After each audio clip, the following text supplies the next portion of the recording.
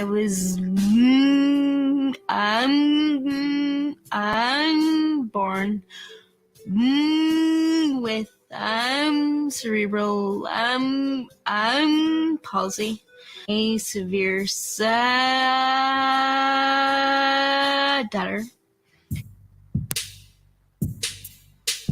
It's time for the best podcast around. Grab a cold one, sit back, and enjoy the show. This is Corner Pub Sports. I'm Chris Widger, and you're listening to Corner Pub Sports. Fuck with my ass, man. Shit. Corner Pub Sports.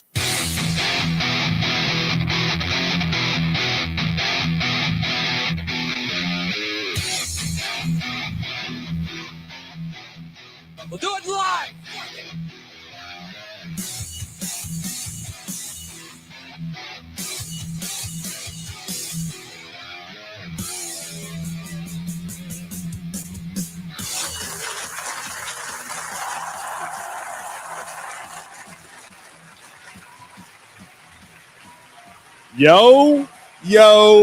Yo, what is up, Philly? What is up, the world? Corner Pub Sports come at you here live.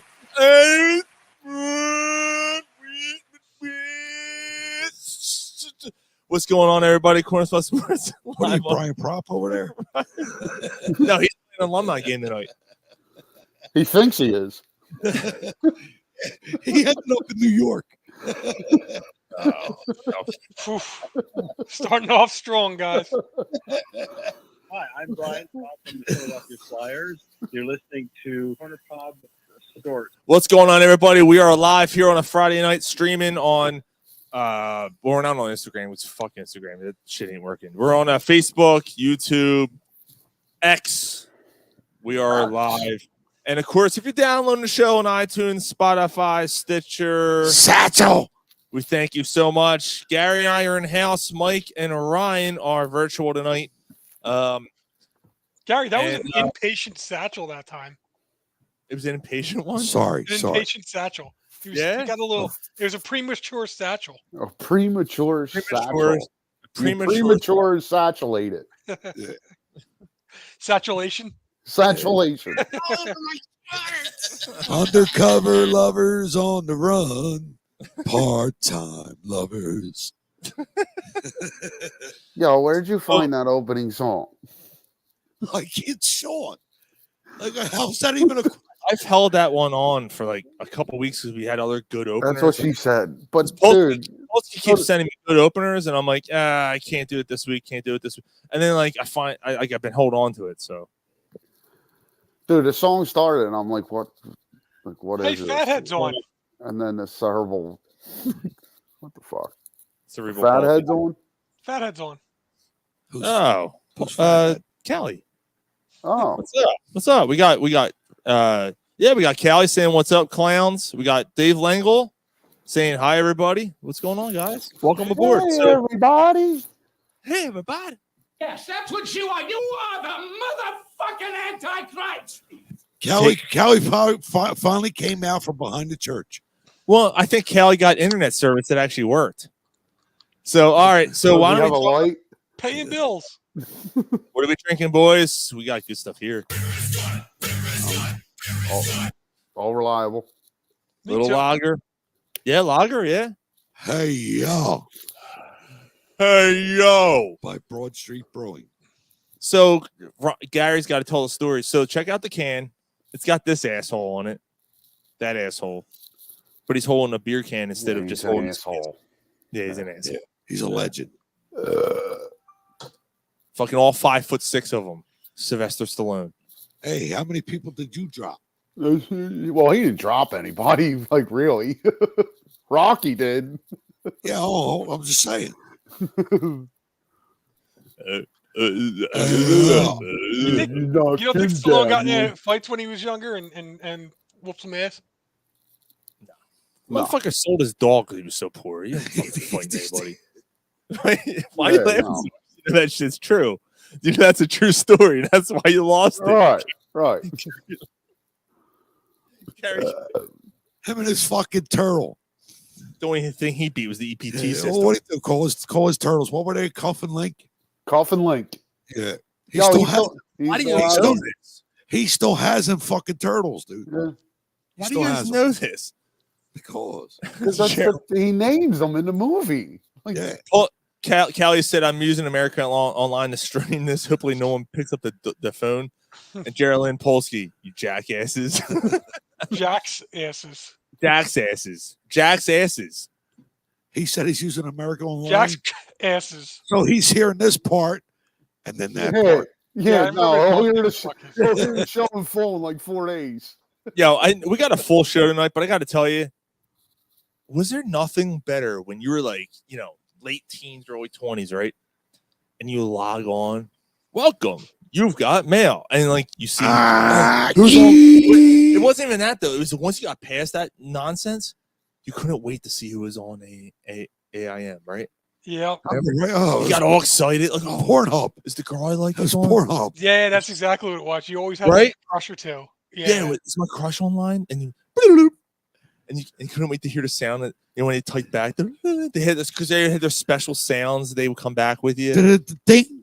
Yeah, They all like different. Like, maybe one of them had, like you're like, oh, that's me. they had different writing. Like one of them might have like pink or something. Or Yeah, it made your dick hard. Yeah, when someone like texts you back, you're like, oh, that's her writing to me. Yeah, you like There that it is. meme? You like that meme with Leonardo DiCaprio? Yeah. Drinking a beer. Yeah. Did you guys see the Scott Norwood one? He's got his helmet on and Scott Norwood's face. He's like with the wide right. Oh yeah. Yeah. So we're obviously tonight we're going to talk about a lot of football tonight. Eagles making some changes. We'll talk about that. We'll preview the NFC and AFC championship games. We're going to get into the Flyers. We got Gary and Sean's drunk movie review tonight. This should be fun. While you were drunk, got some really good stories for that. We're talking some Flyers. How about them Flyers?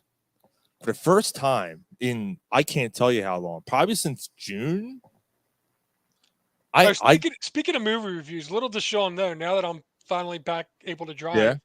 I'm gonna go sneak over Sean's house. I'm gonna use his Apple TV and watch the movie. You could do that.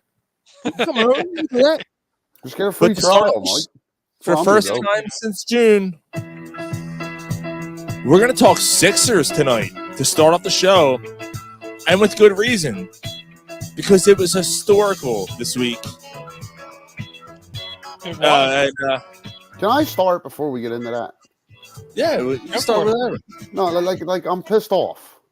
What? I'm really mad. Because he's not into it, and this is what it happened. No. Because they got me interested again. Like, what the fuck, dude? Like, what the fuck? You didn't want to do it.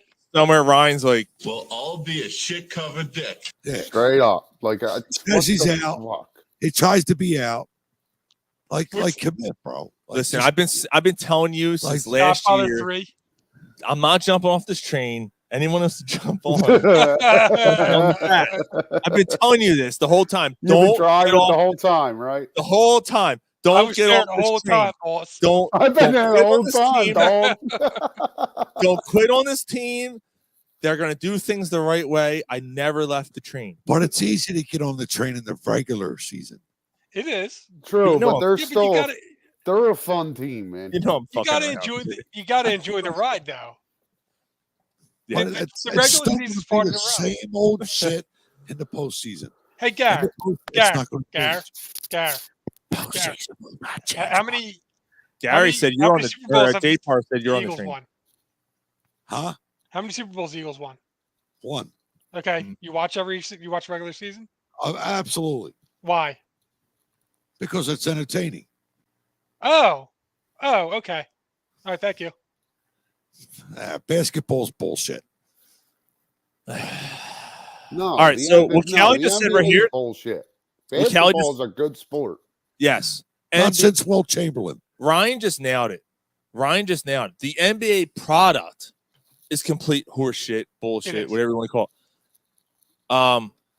But basketball, like It's a fun game. I got to tell you, there is nothing better when shit is on the line and it means something.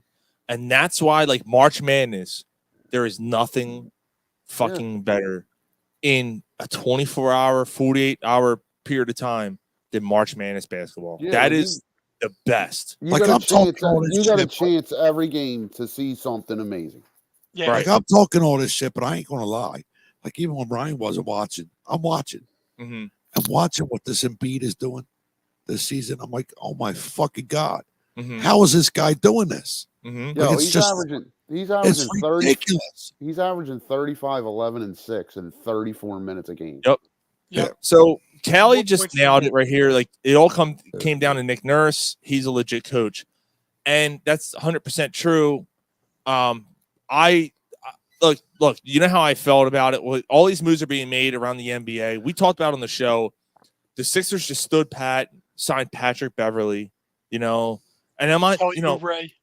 right? And you're like, what the? And you're watching these other teams. Now, look, there's nothing wrong with Pat Beverly and Kelly Oubre in a normal off season. But it's not big names. But when you looked around the league, you're like, Jesus Christ, these these super teams are getting better and better. Right, like and the better. Celtics, the Celtics got fucking Drew Holiday, and the Bucks got Damian Lillard. Right. Yeah, but you see the thing is that sorry to cut you off, but the thing is that there were years where those teams stood pat and other teams around them got better. Miami didn't do shit this year. There's other teams that do it.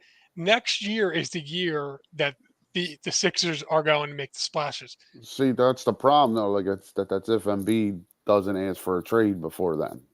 I don't think he's like doing what he's doing this season, Ryan. I don't see that happening. I don't think he's going to, and because you look at the team. So the reason why we're starting off with the Sixers tonight, we're getting off track a little bit. Yeah. The reason why we're starting off the Sixers this week, and this is the main reason, is because Joel Embiid set the franchise record for most points in a game with 70 the other night. And, dude, he made it look easy. And that's the night that he was told, like, Will Chamberlain didn't even do that.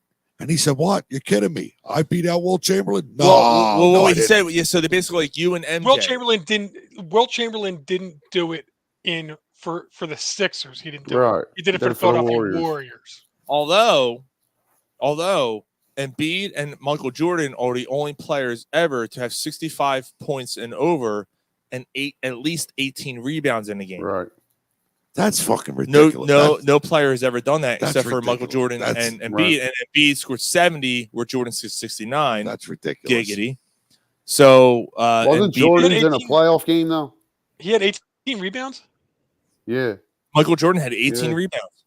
Didn't he do it in a playoff game? Crazy, but I don't know if that was in a playoff game or not. I'm not sure. I know he put up 60 something in a playoff game against the Celtics. And then the NBA then was harder to get points. You know, so that's I'm sorry, Mike. 1 second. That's another thing we're talking about. Right after our Sixers segment here, we're actually going to get some real basketball talk from Gary tonight because he was given a homework assignment and he did it. And I'm really interested to hear what happened. We gave him the comparison, and I didn't fake it. Wait, told him watch highlights because Gary doesn't watch basketball. I mean, he's like, oh, Michael Jordan. I hear all about this. I hear about LeBron. I was like, we told him, we gave him a homework assignment. Watch highlights of Michael Jordan and LeBron and let us know who's better. And he's going to give his answer a little bit later. So I'm excited to hear this. I think it's going to start a debate. We'll see what happens.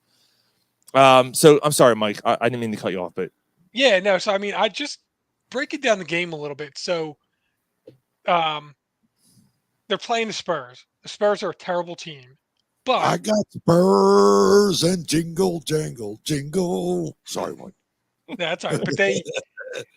But they got the number 1 overall pick. This Victor Wanyambielmaya, whatever the hell his name is. He's 7'4", and Embiid looks over at the guy and he's like, "Holy fuck!" Like there isn't many people that tower over Embiid. This dude towered over Embiid, and the guy's a scoring machine. And when Embiid smells blood in the water, or there's the next big thing, or that next when he's got to like show who's the king of the, that's the games that he gets up for. Yeah, he did it against Anthony Davis early in his career. He's done it against Jokic. Yeah. He schooled this kid. He But the said thing is, that was a welcome to the NBA moment for that kid. but the thing is that it started out, and the kid had his number. The Mhm. kid scored 2, hit 2 threes, had 8 points in like the first 3 minutes of the game, Mhm.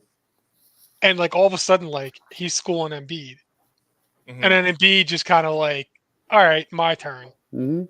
Gets 2 fouls on him. The next guy that comes in, oof, good luck. Yeah. He's just shooting over him. What do you have, like 24 or something after the first quarter? Yeah, he had 30. I think he had. I think he had 38 in the first half. Yeah, it was What's that? crazy. What's his name? Victor Wembanyama, whatever. Fuck. Wembanyama. Wembanyama. Is he from Africa? France. France. Yeah. Oh,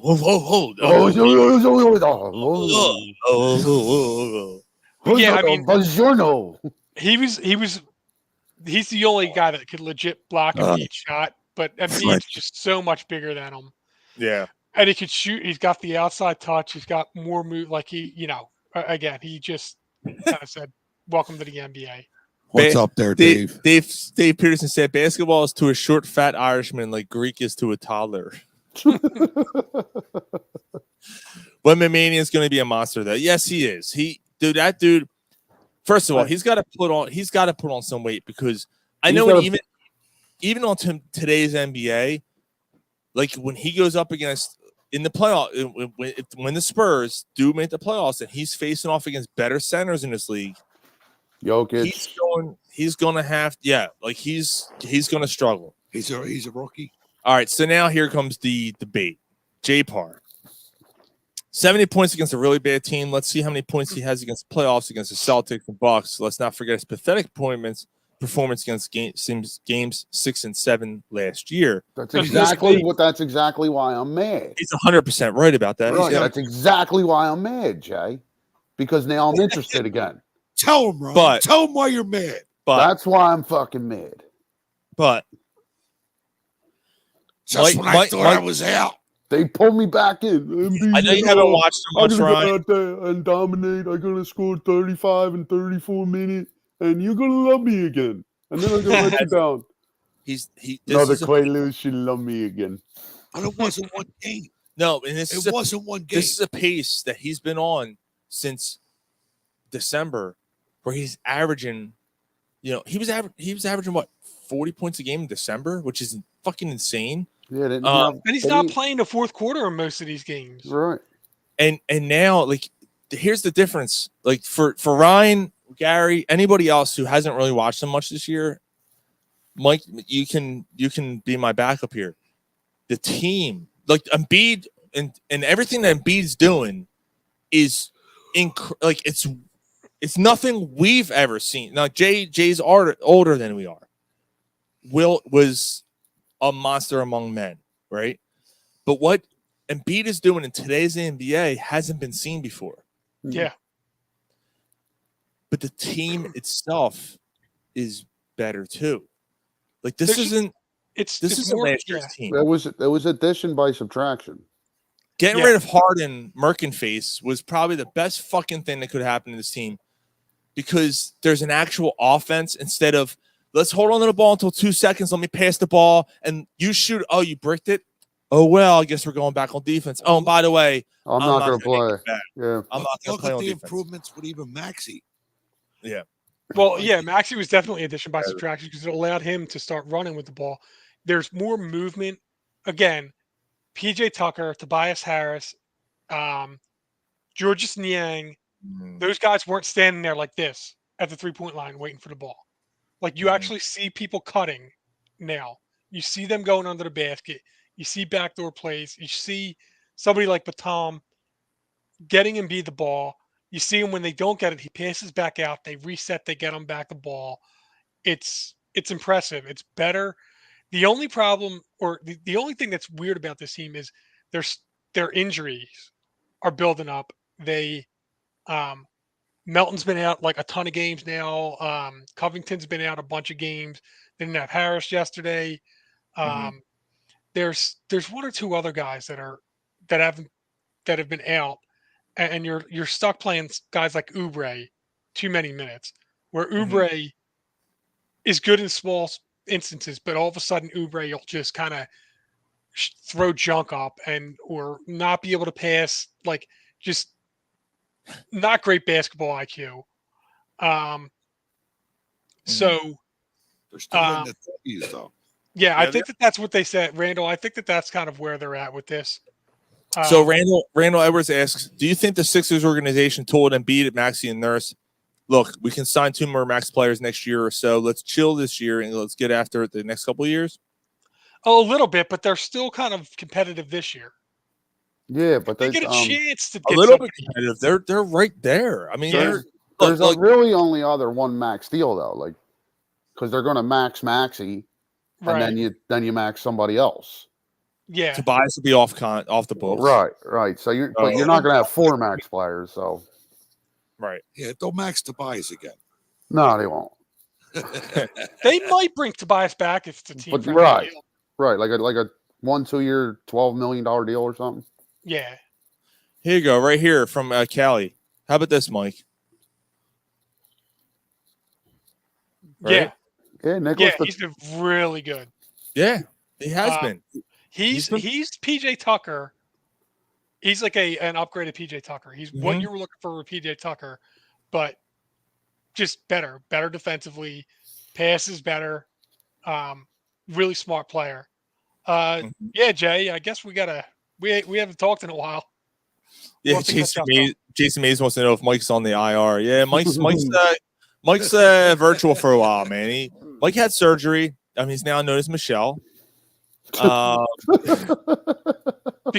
surgery makes me Michelle. Like you. IR irrelevant. How does that have to do with anything? Yeah, you fucking pussy. Get that hip right. Yeah. Fuck her right in the pussy. Dang. Dave Langle said, well, it doesn't matter because we're still not winning the championship this year. Yeah, but that's what we were just saying. Like, I think we all know that they're not getting out of the second round this year. They're not beating the Bucks or the Celtics in a 7-game series. Callie, good for you, Michelle. I can take a piss. Look, nobody asked Fathead's opinion.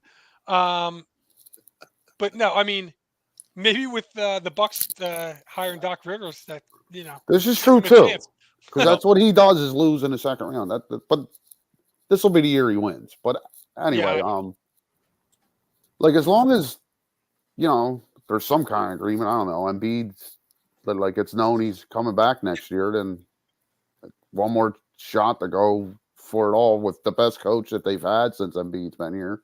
Yeah. So it'd be interesting. Somebody like a Kevin Durant or something like that, maybe. I knew you would have the cards.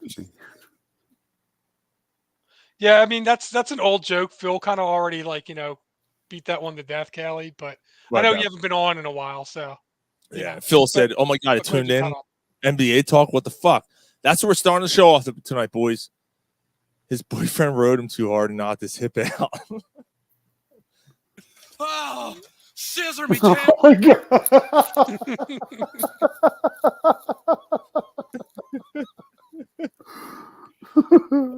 You guys are just jealous. You wish you had a boyfriend who rode you that hard.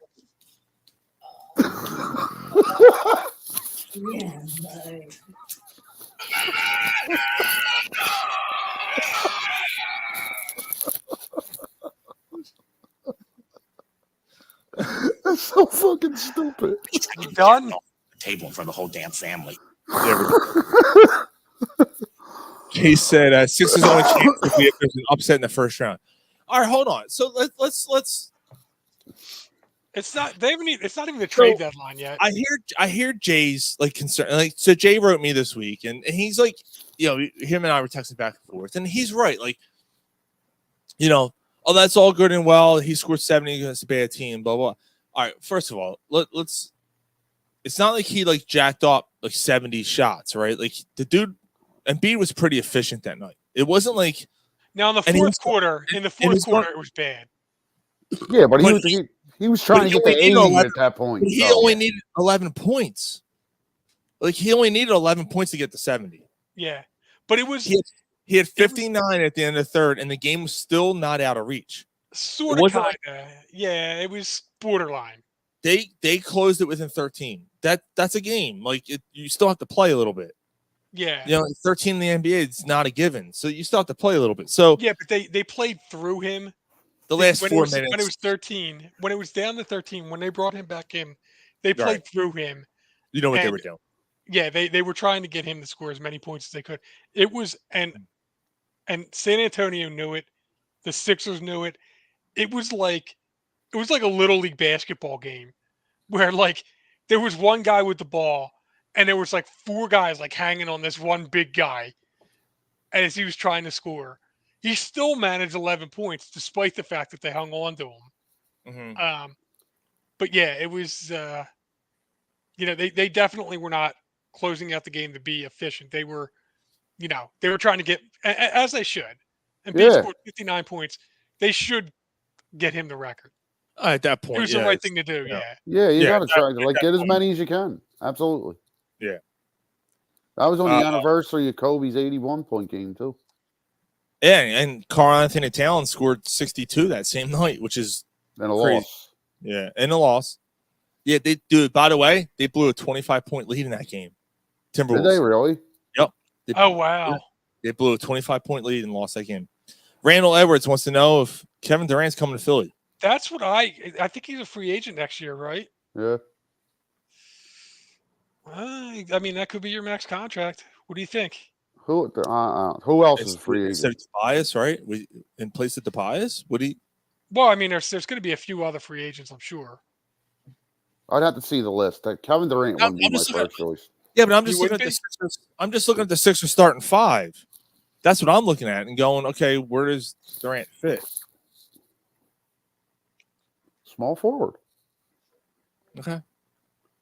Tobias' spot. That's what I mean. That's what I'm saying. Is Tobias actually gone? Yeah. If you're signing Durant, you could still have Tobias play the 4. Yeah, like you bring him back on a 1-2 year deal. Yeah. Could he play? I'd rather have Durant as I don't know. Whatever. It wouldn't mind having that. I'm not worried about next. I mean, I get what Randall's saying, and I appreciate that. But at the same time, like this team is not a pushover team. They sucker me in, dude. Like I'm telling you, since November, because I joke around and say I've been driving this train the whole time. Everyone that listens to the show knows that I was like, fuck that. Like I'm done the NBA, and then hired Nick Nurse. I'm like, God damn it, they fucking hired the coach I wanted. And the whole time I'm like, stop it. No, you're not. They hired the coach I wanted. He's a guy who can scheme in game. He knows how to make adjustments. He's a nurse, baby. Yeah, he's a nurse. And so, like, it was perfect. Like, fuck, man, they got the perfect fucking coach for this team. But then they looked at their team, and I'm like, they can't compete against these other teams, and they are. They're competing against the other teams. More than competing, they're beating them. So I'm like, God damn it, like. Yeah, but I just don't think they're gonna. Like, I'm not saying they're a pushover, and it's not going to hurt as much this year because I see the plan for next year. But I just in a 7-game series against the Celtics or the Bucks, I don't see this team winning. See, I was just going to say the Bucks is a team that I would not worry about now. Right. But the talent that's still on that team, the Celtics worry me. Yeah, but Ryan, at the same time, when other teams looked at the Sixers last year, fucking Harden, Embiid, Maxey, they looked at us the same way. They're like, oh, we don't want to play that team. Right. And then you realize, fucking Doc Rivers is a head coach who can't coach in-game adjustments. And guess what? Doc Rivers is now the coach of the Bucks. That is probably the best thing that happened for the Sixers. But what happened there? Weren't they a dominant team, the Bucks? They had lost 13 games this year, and they fired their head coach this week. Is that not ridiculous? It is ridiculous. It's absolutely ridiculous. But that's a complete example of the inmates running the asylum in the NBA. Yes. The players obviously didn't like them, so they fired them. Ryan, your point there exactly is why I said to myself, I can't. All right. And I don't. It's hard to defend that because there's no defense of that. You lost 13 games out of whatever they played, 50 something, right? Right. Was it 50? And Wow. you fire the head coach. Like, what's It's his first year in the NBA as a head coach, and you fired him. But there's more to the story. Apparently, the players didn't respect him, didn't listen to him. The locker room didn't But they get behind 13 him. losses. So how they were playing. So they he were was just- doing something right. Like he gets no credit for that. Like Maybe because of the talent. He does get talent. He does get credit for it. But then again, with what Gary's saying, right, and like the inmates running the asylum because the players like, nah, fuck this motherfucker.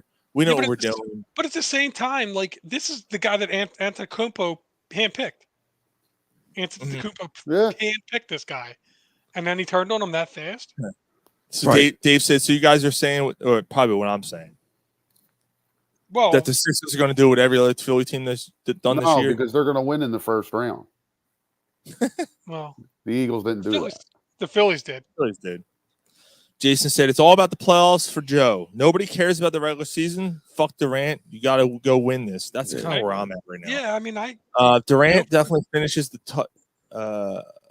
title, next year. Yeah, absolutely. I agree with that 100%. I'm not worried about. I'm not even thinking about that. I'm not. Like cock shiver me timbers. He's not.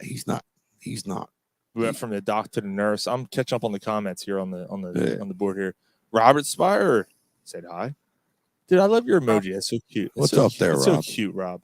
So cute. Pat Laurie said, "Yo, fellas." Pat, what's going on, man? What's up, Pat? And Jay Parr agrees with you, Ryan. I don't know what part that was, but somewhere along the lines. 2 minutes ago.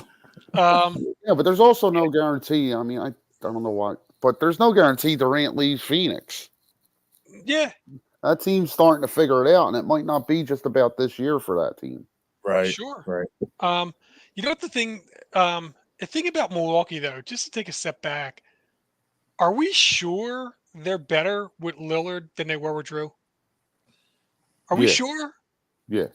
Offensively, but are we sure that their defensively they're not? No, defensively they're not. But no, any fucking team that Dame, like I love Dame Lillard, but any team that Dame Lillard is on is a bad defensive team. Yeah, that's just a fact. It's the same thing with Harden. Great offensive players. He gets the highlights on ESPN, and everyone loves him because he makes those crazy buckets. But he's a terrible defensive player. That's why I'm wondering, like, is it possible that maybe it's not an upgrade? It's a flashy name. It looks better on paper, but are we sure that Lillard's an upgrade over Drew? I think so. In the playoffs? Yeah, I definitely think so. Drew playing point guard, like Drew was a Drew's a good point guard. Doc Rivers is not a motivator. He's not a motivator of current talent. We've had that discussion here. I hear you, Ryan. Like, Lillard's a superstar. Drew's not. I hear you. But I just, like, I wonder if defense sometimes is overlooked. No, I hear you, Mike. Like if you can't defend in the playoffs, you're not going to win. That's just a fact. But I think when the playoffs come around, they're veterans. Lillard's going to be completely motivated because it's his best chance. Mm-hmm. I think that team's going to be really, really, really hard to beat. Okay. Yeah. We'll see. We're only in January, which is crazy. Anything can happen. But right now, things are wide open. Enjoy the ride. Enjoy the ride. They're a fun team. They're a fun team. And I don't know if I said that once about the team last year. Yeah, and Mr. J. Parr, you listen to that. They are a fun team to watch this year. They are very deep. This team is deeper than probably. Look, I'm going to tell you right now. 2018, whenever it was, when they had Jimmy Butler, was the best starting five. And in my lifetime, well, I shouldn't say in my lifetime because 83 was way better. But a fun team doesn't win championships. A dominant team wins championships. But in my lifetime that I can see, that team with Jimmy Butler was the best Sixers team I ever saw. Yeah. Right. That starting five was insane, but they had no depth. This team, it was the starting five. That was it.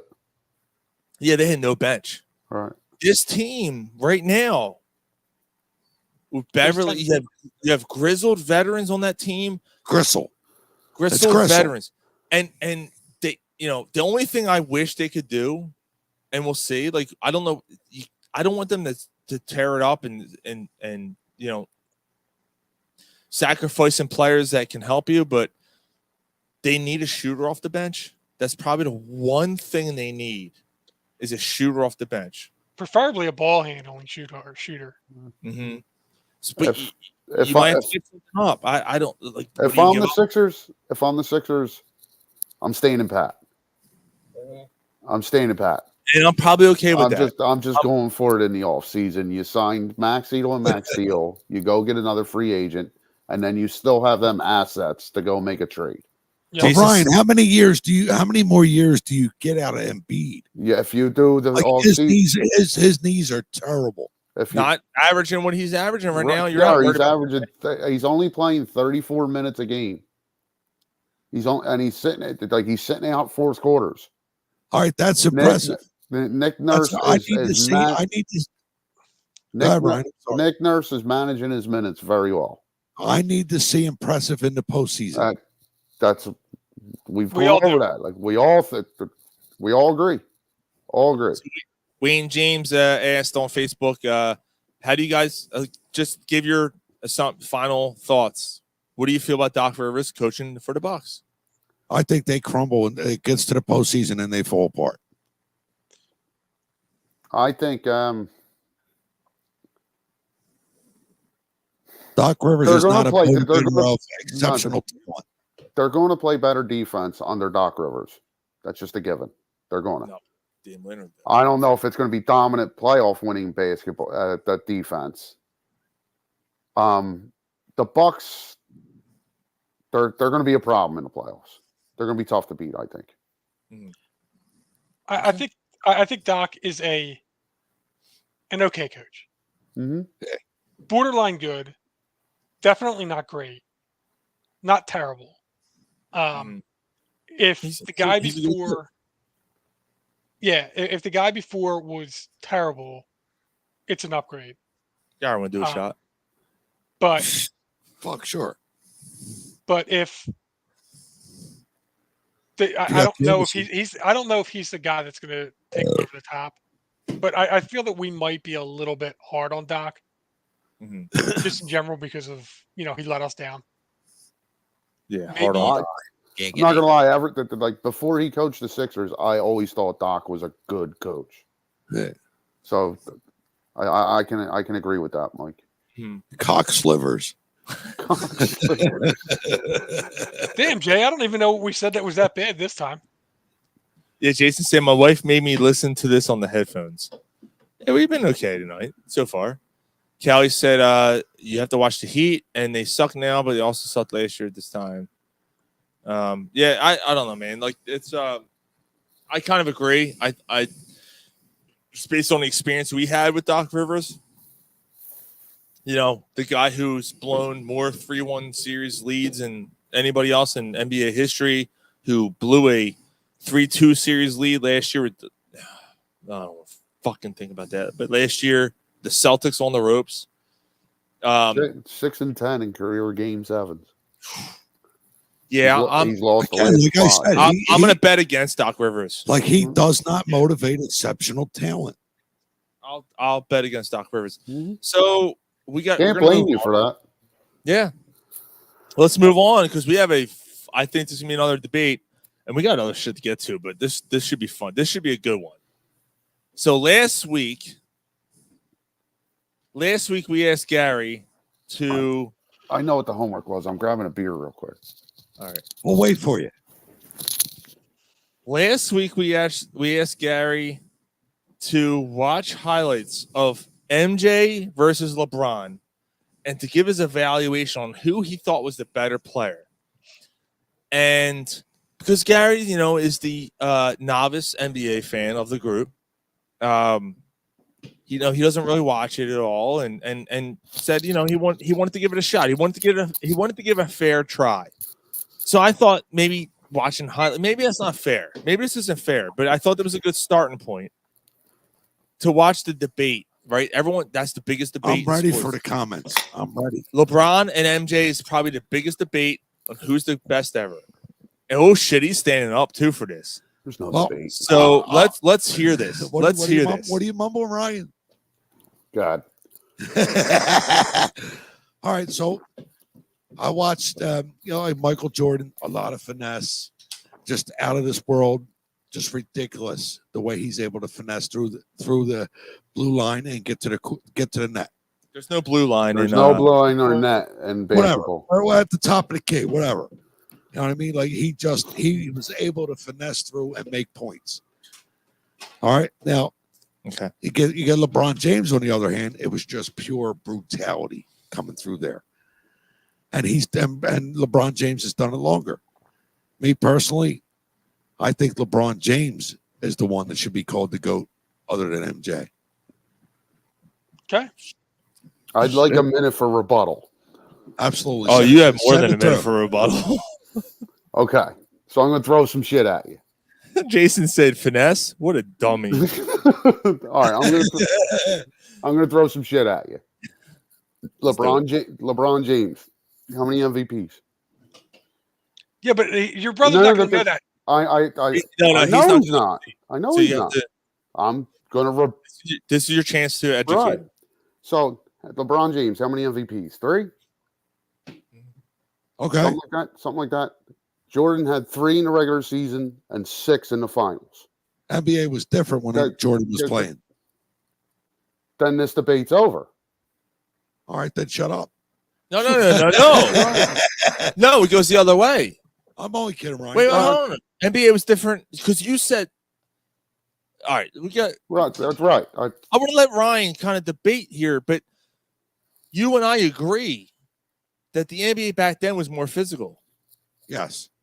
Harder he to just score. told you that Jordan had 6 finals MVPs in a more physical MVP and race, and you're saying, "Oh, the debate's over."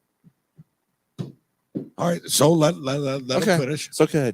All right, so 6 finals MVPs. LeBron James, Defensive Player of the Year, twice. Jordan, 8. That means for 8 years, 8 years that he won that award, he was the best all-around player in the world. The world. Another thing, LeBron James, how many? He's what, 3 and 6 in the finals. Jordan was 6-0. Also, you got to look at that era and the people that don't have rings because of Michael Jordan. Charles Barkley. And Jordan also, the great point, Cal, he also didn't do super teams. So Charles Barkley. I kind of feel like they did do a super team, especially that second wave of 3. For signing Dennis Rodman? Yeah. Dennis Rodman was a great rebounder, but I don't think that was a super team. Yeah, that doesn't make them a super team. Scottie Pippen was always considered as a side piece. It was Jordan, and Pippen never. It was always Pippen and Jordan, and it was Pippen, Jordan, and Horace. Like, was Horace Grant considered a? Was Bill Paxton considered a super team? So they signed Dennis Rodman. I think that's overblown. Yeah, I think that's an overstatement, Mike. I'll put it to you this way. I'll put it to you this way. LeBron, Wade was better. Wade was better. Wade was better than Pippen, probably. But Bosh, Horace Grant and Bosh, I might take Horace Grant over Bosh. I might take Dennis Rodman over Bosh. No way. No way. An opinion of would completely disagree, dude. Bosh changed. They're different players, though. An opinion is an opinion, bro. Bosh also just changed his game when he went to Miami. Think of the 8 years he was in Toronto, where for a team nobody gave a fuck about. He was the only player. He averaged 24 and 12. Bill Cartwright and Luke Longley. And then Jay Parr said Jordan also played in a time where expansion teams came into the league. A lot of his 40 and 50 points games were against bad teams. Yeah, that was my next point. Okay. All right. So Those how many expansion teams didn't play in the playoffs, though. Right. Like, I mean, come on. I get it, like the Hornets, right? Like teams like that were coming up. Like, I get that. Like Jay's not wrong there, but those teams didn't make the playoffs. You know, you were facing off against the Detroit, the Bad Bulls, right? I love the Bad Boys of Detroit, right? You know, you're facing off against Patrick Ewing and what's that Charles Oakley. No, Charles Oakley. Who's that little fuck? John Starks. John Starks. That was a tough ass fucking Knicks team, man. That team. The Heat too. With, Alonzo Mourning and Cunt Jones. Yeah, who's the point guard? Fuck, who's the point guard? Who's got the better sneaker? I'm trying to remember who else they had on the Heat. They had, Alonzo Mourning, obviously. Alonzo Mourning's a fucking all-timer. Like another one doesn't have a ring because of Jordan. Callie just said Larry Bird. What about the Celtics and Larry Bird? He had to go through Larry Bird. Larry Bird. This has me Jason Mays. This has me yelling at my phone and sent to my basement. All right, so just to finish my rebuttal, to me, Jason Mays, I'm with you. To me, it's not even a debate. To me, it's not even close. Jordan's the GOAT. So Gary, we got to. But the thing is that like Ryan, I guess the point, to defend your brother's not looking at stats. Your brother's assignment. Hold on, but your brother's assignment was to look at highlight. That's what it was. It was the pure physicality and the eye test, and to do an eye test, and the eye test. He sees James LeBron is more physical, and I'm sorry, he's just. I like LeBron James better in this argument. In a lot of ways, LeBron James has done it longer. He is a little bit more physical. He's got more points. Like he's, I'm not saying that that Jordan's not the GOAT. I agree Jordan's the GOAT, but like at least I can't say that you can make the argument for LeBron. I can't even go that far, but I could see where an eye test. I could see where somebody that hasn't watched Jordan or that hasn't kind of looked at the full stats could come away thinking, hey, LeBron might be better. Yeah, like I get why he thinks that. Definitely. No, he did understand the assignment, Phil. Like this was the assignment. Yeah. What'd he say? Read it. You said you didn't understand the homework assignment. No, Jason Mays. I did understand the word homework BBC. assignment. That's Gary's criteria. Big black cock.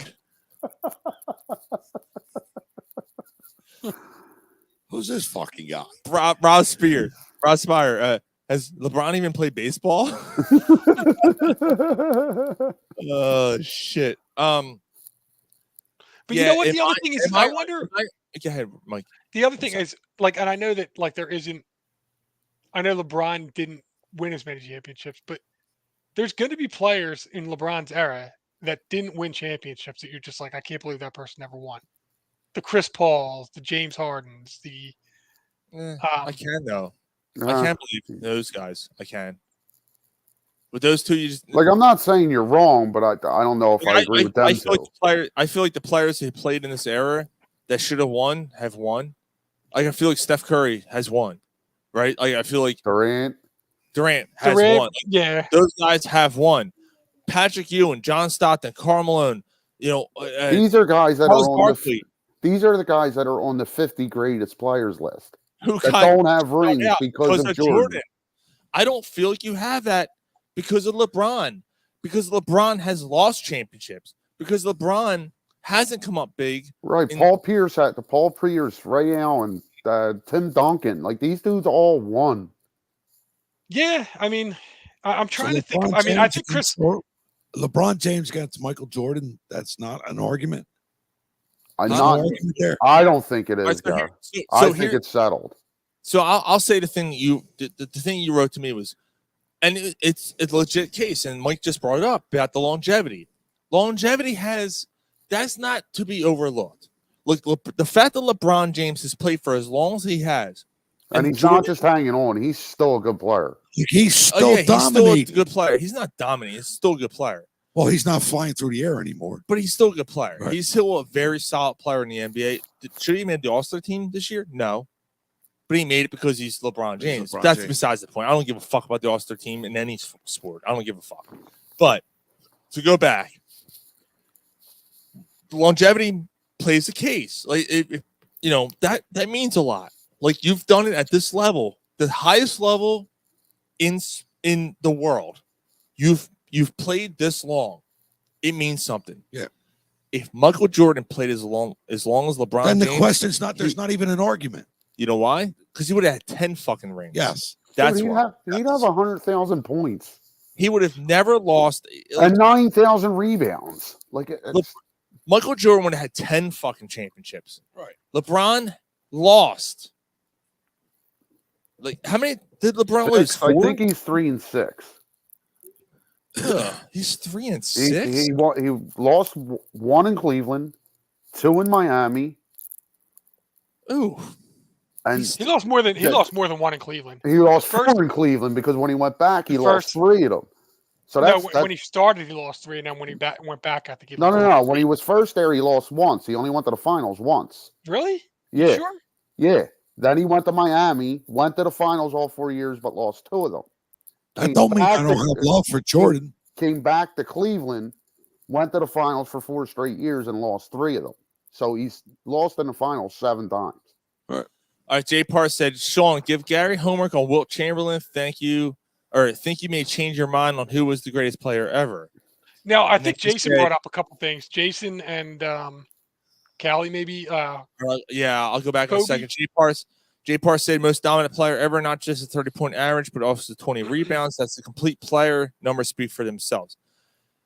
I'll agree that Wilt Chamberlain is the most dominant player ever. Most dominant player, sure. It was even then. Like the NBA was different then. Is LeBron better than Kobe? And then no, that became a thing. Duncan is better than LeBron James, says Jason Mays. Duncan, I think, is underrated. Duncan is completely underrated. Yep. The Callie said he's the best power forward ever. Yes. Which is saying absolutely. a lot. Absolutely. Best power forward ever, no doubt. Tim Duncan is completely underlooked as a great player in this league. How many championships did he win? Playing that position, and look at the players that Duncan had to play against. Yeah. Most of the players were just named, and he won how many titles? Right, Shaquille O'Neal, Kobe he had to Bryant. go against Shaq. Yep. Man, what fucking Tony Park? Him and Tony Parker. Manu Ginobili, yeah. But again, that's not a super team, right? I mean, That's not a super team. No, they drafted that. Yeah. They drafted That's not that a super team. Take it easy, Duncan. Come on over. I'll make you a pizza. Callie said Kobe was better in my eyes. I agree. I take I agree. Kobe over James any day, 100%. And then he said Ginobili. Again, it's longevity. So to go with Jay's part, and then we're gonna move on because we gotta move on. Like it's not LeBron James' fault that he knows how to get in the right helicopter. Gary, by the way, congratulations. You made an hour talking basketball. Yeah. It's not Yeah. that bad. It's done, not bro. that bad. It's fun, right? Well, this was. Yeah. This was. It's fun. Yeah. Jay, I love Wilt. If Wilt played in today's NBA, he would not have averaged his numbers. I think even that could be agreed upon. However, I think That era when Wilt Chamberlain was playing, it was insane. But I think Joel Embiid put it perfectly when he scored 70 and he looked right at the camera, right? And you got to, I don't care what you think about anybody out there thinks about Joel Embiid. Joel Embiid knows the sport. Mm-hmm. And Joel Embiid said, well, you can't compare eras. It's not fair. Yep. Right. That was the first thing he said out of his mouth when he started comparing numbers. And that was the first thing he said. Yep. And he's 1,000% right. You cannot compare eras. However, Unless it comes to Jordan. Jordan and LeBron, yeah, because they're closer. They're not 50 years apart. They're 25 years apart, and LeBron kind of went into Jordan went into LeBron era. Yeah. And was I think starting that to change a Jordan. little I bit. think that Jordan would still be the greatest player in this era right now. In this era, dude, in this era, he'd average 40. Like if Wilt went against Shaq, Right, like if Wilt's going to get his, but he's not going to average. He's not going to average 50. See the biggest Jay's gonna unsubscribe. the biggest problem that I have with Wilt, Jay, is greatest player, most dominant, but there was only one guy his size with his ability. Wilt Chamberlain was a fool, and that was Bill Russell, and he lost to Bill Russell Right. time and time again. You Speaking can't of, be the best if there's a guy that has that you, was that better. eats your lunch. You're right. Yeah. Speaking of Bill Russell, ladies and gentlemen who are tuned in right now, you're getting a preview next week. We're getting former NBA player Dean Tolson. Dean Tolson? Who the fuck is Dean Tolson? Dean Tolson played 3 years in the NBA. He was drafted by Bill Russell. He has a book out. It's very interesting. and also influenced by Wilt Chamberlain. Yes, he was. Dean Tolson influenced his game off of Wilt Chamberlain. This is well done, Gary. I'm very excited to talk to this guy. Yeah, He it's gonna grew be up. fun. He grew up illiterate. He now has a doctorate. Okay, so this is going to be really, really fun next week. He has a book out. So, Mr. Parr, if you're able to join us live at the bar, because he's going to comment on he will comment on Mr. Wilt Chamberlain. Yeah, Jay, that would be great. That'd be cool. Yeah. Yeah, so that's gonna be fun. Dean Tolson, former NBA player, will be on our show next Friday night. So, just want to throw it out there. That should be fun. Yeah, Jay, I hear you on the stats where Wilt, had better stats, but head to head, it matters. Right, and there was, and Kelly, again, I Ubered Wilt's high school coach. Look at Maze's comment. Everybody underlooks the other reason that Wilt's considered the GOAT. Oh, because Wilt was just on Come Empty. yeah, he was. His legs were all quivering like jello. 10,000 bitches in his pants. Sex didn't make his knees weak. No, they didn't. You young guys, man, like what the fuck? You fucking goddamn fucker. All right, let's move on. That next week, like I said, it's gonna be fun. All right, So we were trying to get a guest on for tonight, but there's an alumni game going on. We couldn't get him, so he's covering that. But it's gonna be tough to cover this because we don't have that much information. I don't know how much we can say about this, but I don't think we should say anything.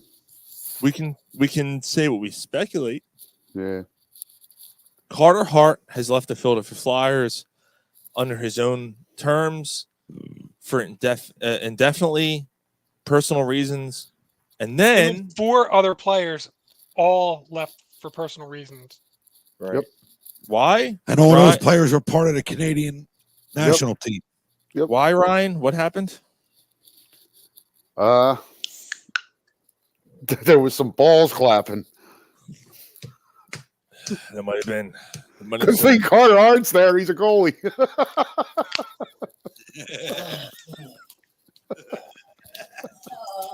He's there to make the save.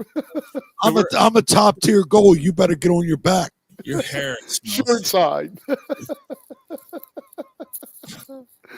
Glove side. Somebody's going to get that gobbler at the end of this game. That's why they call me the Love Glove. He's doing the butterfly. Oh my God. Such a good dick. Shut that cunt's mouth or I'll come over there and fuck her head. Carter Hart got her legs apart. Christ. Oh my God, dude. Okay, keep doing it. Yeah. It's almost like we couldn't wait. Like, what the fuck? Yeah, the fifth guy, you got on this roll like right off the You bat. started it, Ryan. the fifth guy walks in the room. He's like, Oh, it stinks. Probably would. I'm gonna cob your knob. I stuck my big Black Johnson right down his gut. All right. First of all, that's not true because there's no black guys that play hockey, so we know that's not the case. No, one of them retired today. Oh, Wayne Simmons retired. Wayne Simmons. Today. Yeah, he retired. And Emery drowned. Play the motorboat. You motorboat, son of a bitch! You old sailor, you. Well, that's not the only ones. Like, well, see, so this plays perfectly into the soundboard for Sean. Like anything with this type of innuendo, Sean's just got them queued up one after the other.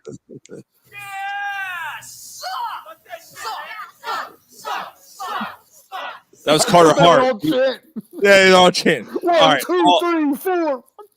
No, it's 4. I haven't seen the accused, Jason. This tastes exactly like a big swing. Needed 2 thrusts to get it in. tight. 1, 2, 3, 4. I'm the goalie. That pussy's no longer pure.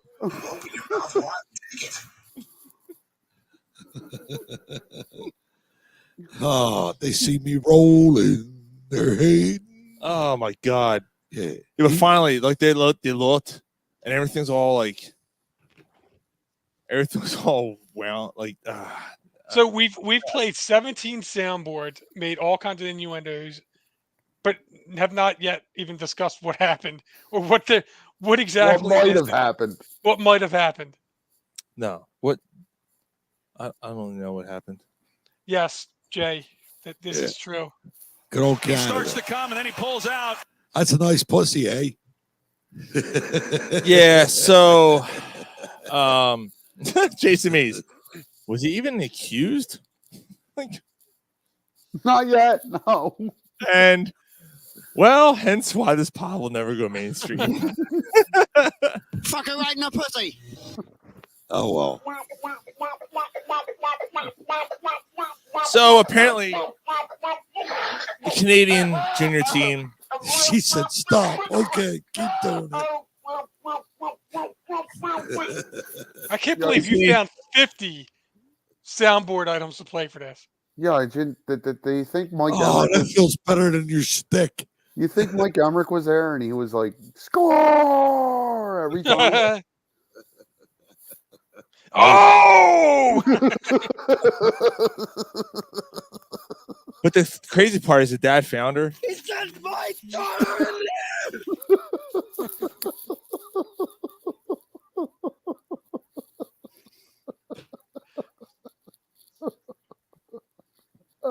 You're going to have something oozing out your ears, and it's not going to no, it's going to be called something else, yeah. What the fuck? Oh, Yeah. yeah. When you Steak, see I don't care. Oh, yeah.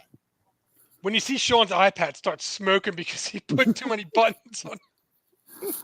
All right, let's talk about the Flyers. Flyers are going on the bingo power play. What have we got here? A fucking comedian. It's a 4-on-1. It's a 4-on-1. Well, let's not start sucking each other's dicks quite yet. God damn it. Must be weird not having anybody come on you.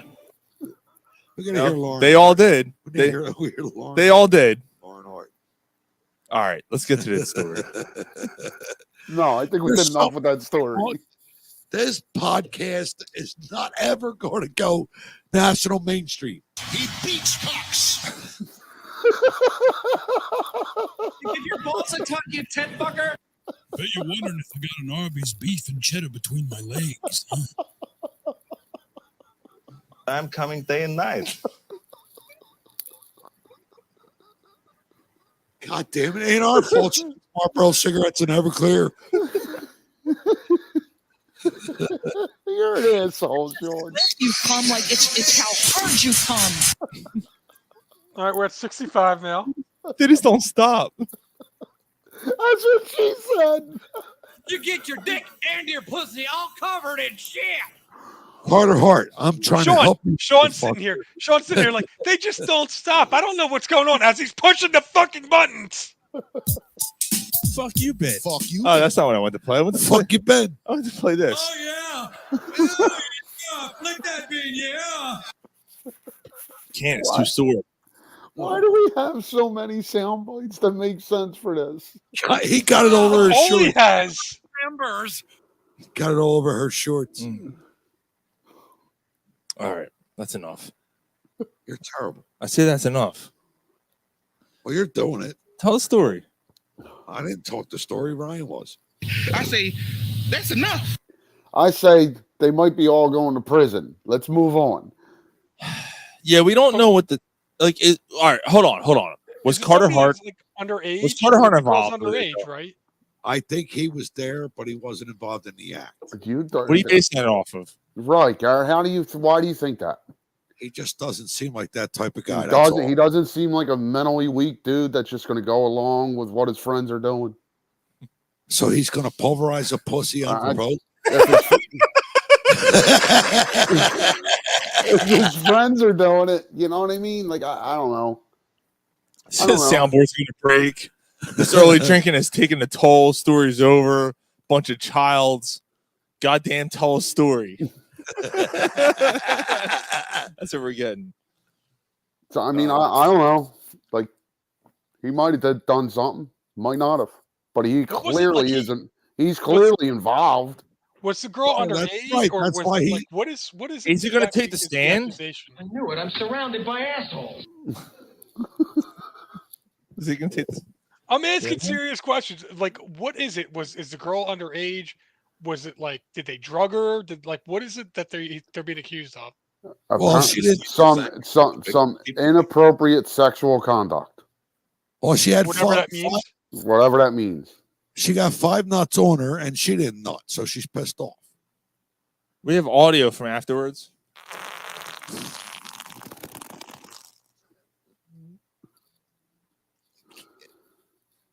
All I know is that at least when I go to hell, I know my friends will be there with me. You're a sick fuck.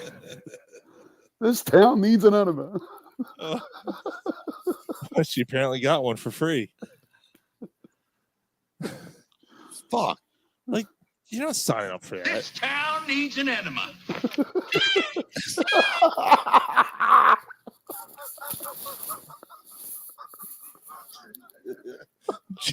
Callie said Mike actually gets a pardon. He gets a pardon tonight for this whole show. Jason said, "Please, guys, go to football, please." But I like hockey. Hockey. We haven't talked hockey. We haven't talked hockey 1 second. We haven't talked. We've just hit She the likes hockey, soundboard too. 150 times. Hey, Mike, I Let's see how tried. stinky those fingertips I can tried. get. It's not my fault, Mike. Flyers are actually reeling. They've lost. Yeah, a few they lost 4 in a row. Yeah. 4 in a That's row, what she really? took, too. Wow. That's what she took. 4 in a row. She took 5 in a row. All right. Only if Carter Hart was involved. 3 holes, Right. no waiting. Yeah, because there's 5 holes wide open. Yeah, only 2 people had to wait. She's got 3 holes. Into the great wide open. God damn it. MP or B. No. Jay, I don't know why you think that like me being on the show is going to keep this in control. It ain't Yeah, Every he's week not he's like, here. you gotta stay on so that keep these guys in like I have any control over what you knuckleheads are going to do. Is that going to go in the record book as the most sound bites played in a single story? Absolutely. Yeah, I think That's what you get for having a penis up your ass. AIDS. Anally inflicted death sentence. Are you about to call me an asshole? Yes. I was. The Flyers overall. Let's get to the Flyers because let's just move on. The Flyers, 4 in a row, not looking good, but you know Emerson's the goalie right now, and he's Emerson. Erson. Jesus Christ, Erson. Urson. Earth, Wind, and Fire. Earth.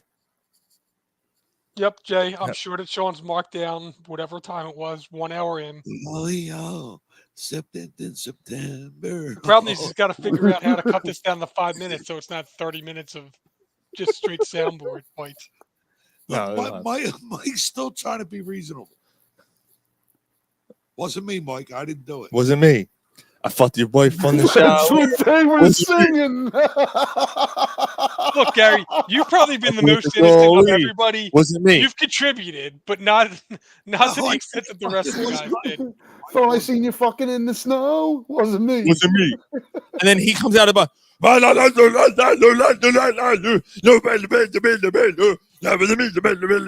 comes out and fucking Shaggy. Fucking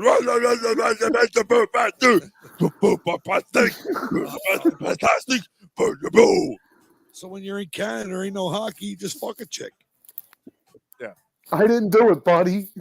Nothing else to do. Nothing else to do, guy. Wasn't me. Wasn't nothing to do, buddy. You're not a friend of mine.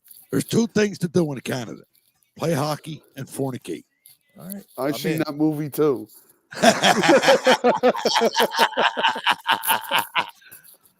Mystery Alaska, baby. Fucking Jay. I fucked the boy in the shower. Wasn't me. All right. Oh, you got that. It's Wind and Fire playing. Yeah, I told you. Yeah, nice. I like it. Didn't we referenced this earlier before the show, didn't yes, we did. Why?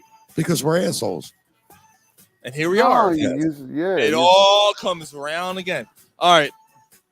The Flyers extended Owen Tippett to an 8-year. Huh? Giggity. Giggity. 8 years. 8 years. 8-year deal. So Mike wanted to know, like, and Mike, that's fair. You haven't watched him much this year. Is he a part of this nucleus? Absolutely. What do you think? Absolutely. So He's they got young, him, right? Yeah, they got him in the Drew trade, not last year, the year 5, yeah. the year before. He's the ginger sniper, dude. He's the ginger sniper. He got better last year. He's Not better even this. He's better this year than he was last year. You could clearly see because he's been out for the past week and a half. The Flyers miss him. Yeah, he's got 17 goals. He would have more. Early in the year, he was struggling with even hitting the net. But he's 17 goals, Ryan, but 6 of them goals were absolutely fucking ridiculous. Yeah. Like he has the looks of a guy going forward that can consistently give you 30 goals a year. So Dave Peterson said it could have been worse. It could have been gritty with the sexual assault. And Callie said, I feel dirty listening to this show. I need a shower. And then Jason Mays. Here you are. In all capital letters, CPS. I hope, you know what? Hold on, guys. Let's just, great fucking song, by the way. This is a great song. Raise your glasses, boys, because this shit is what this is about. Cheers to the camera. We appreciate everyone that hangs out with us and downloads the show and listens to us every week, because this is what it's about, right? This nonsense and bullshit, because this is what you're going to hear when you walk into a fucking corner bar in Philly. This is what you're going to hear. This nonsense and the shit that isn't right, you're going to hear it. Right? Absolutely. So just keeps playing the song over. So Jason, yeah, I did. Jason May said, honest question, the best player in his generation, Stanley Cups, MVPs, gold medals, great dude with zero issues. Sidney Crosby under gain suspicion. He's going another way with that. Wait a minute. He's saying he loves Sidney Crosby? No, dude.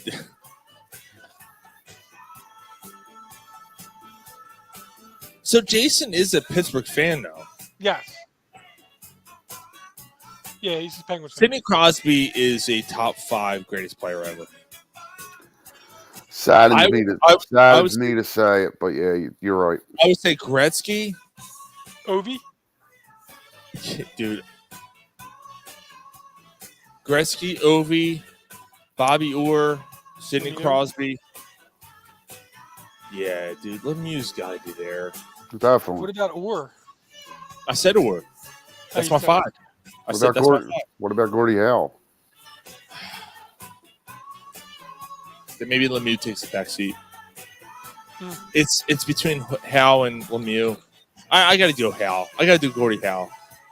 I got to do Gordie Howe over Lemieux. God damn it. Yeah, that's tough. Yeah, dude, he's in my top 5. Oh, he said he does. Jason said he does. Callie's putting Lemieux. Patrick Waugh in his top 5. No, he's not goaltenders. No, because goaltender is a different animal, Well, right? yeah, like that's you can't. That's a different whole animal. It's not fair. It's not fair, but it's a different animal. Yeah, the goalies are their own category. Oh, he's thinking he might be gay. He may be gay. I made him an out and had him in. Who's gay? Wait, what? He thinks I Crosby's gay. I think Crosby may be gay. I've been out and had him hand me women. Perhaps he loves hockey more than women. What? What the fuck? Really? I mean, I don't know. I've never seen. I haven't really followed him around much. I never thought that. I thought Malcolm was gay. I thought Malcolm was gay, So not Crosby Crosby. Yeah, but have you actually seen Crosby with any like women? Like, I don't pay attention to fucking athletes and their Yeah. girls. Like I'm not saying to be a dickhead to you, Mike. I'm just saying like No, yeah. I in mean, general, I don't pay attention to that shit. I don't generally either. The Travis Kelce fucking bullshit is the That's most 'cause I've it's- ever been involved. That's because it's in your face everywhere. Yeah. Right. So wait a minute. Apparently something's been in Sidney Crosby's So face. Sidney Crosby takes in the star wrinkle. Apparently he's tasting this in the stink. Allegedly. Allegedly. Like Carter Hart. According to Jason Mays. I mean, I don't know how credible of a source that is.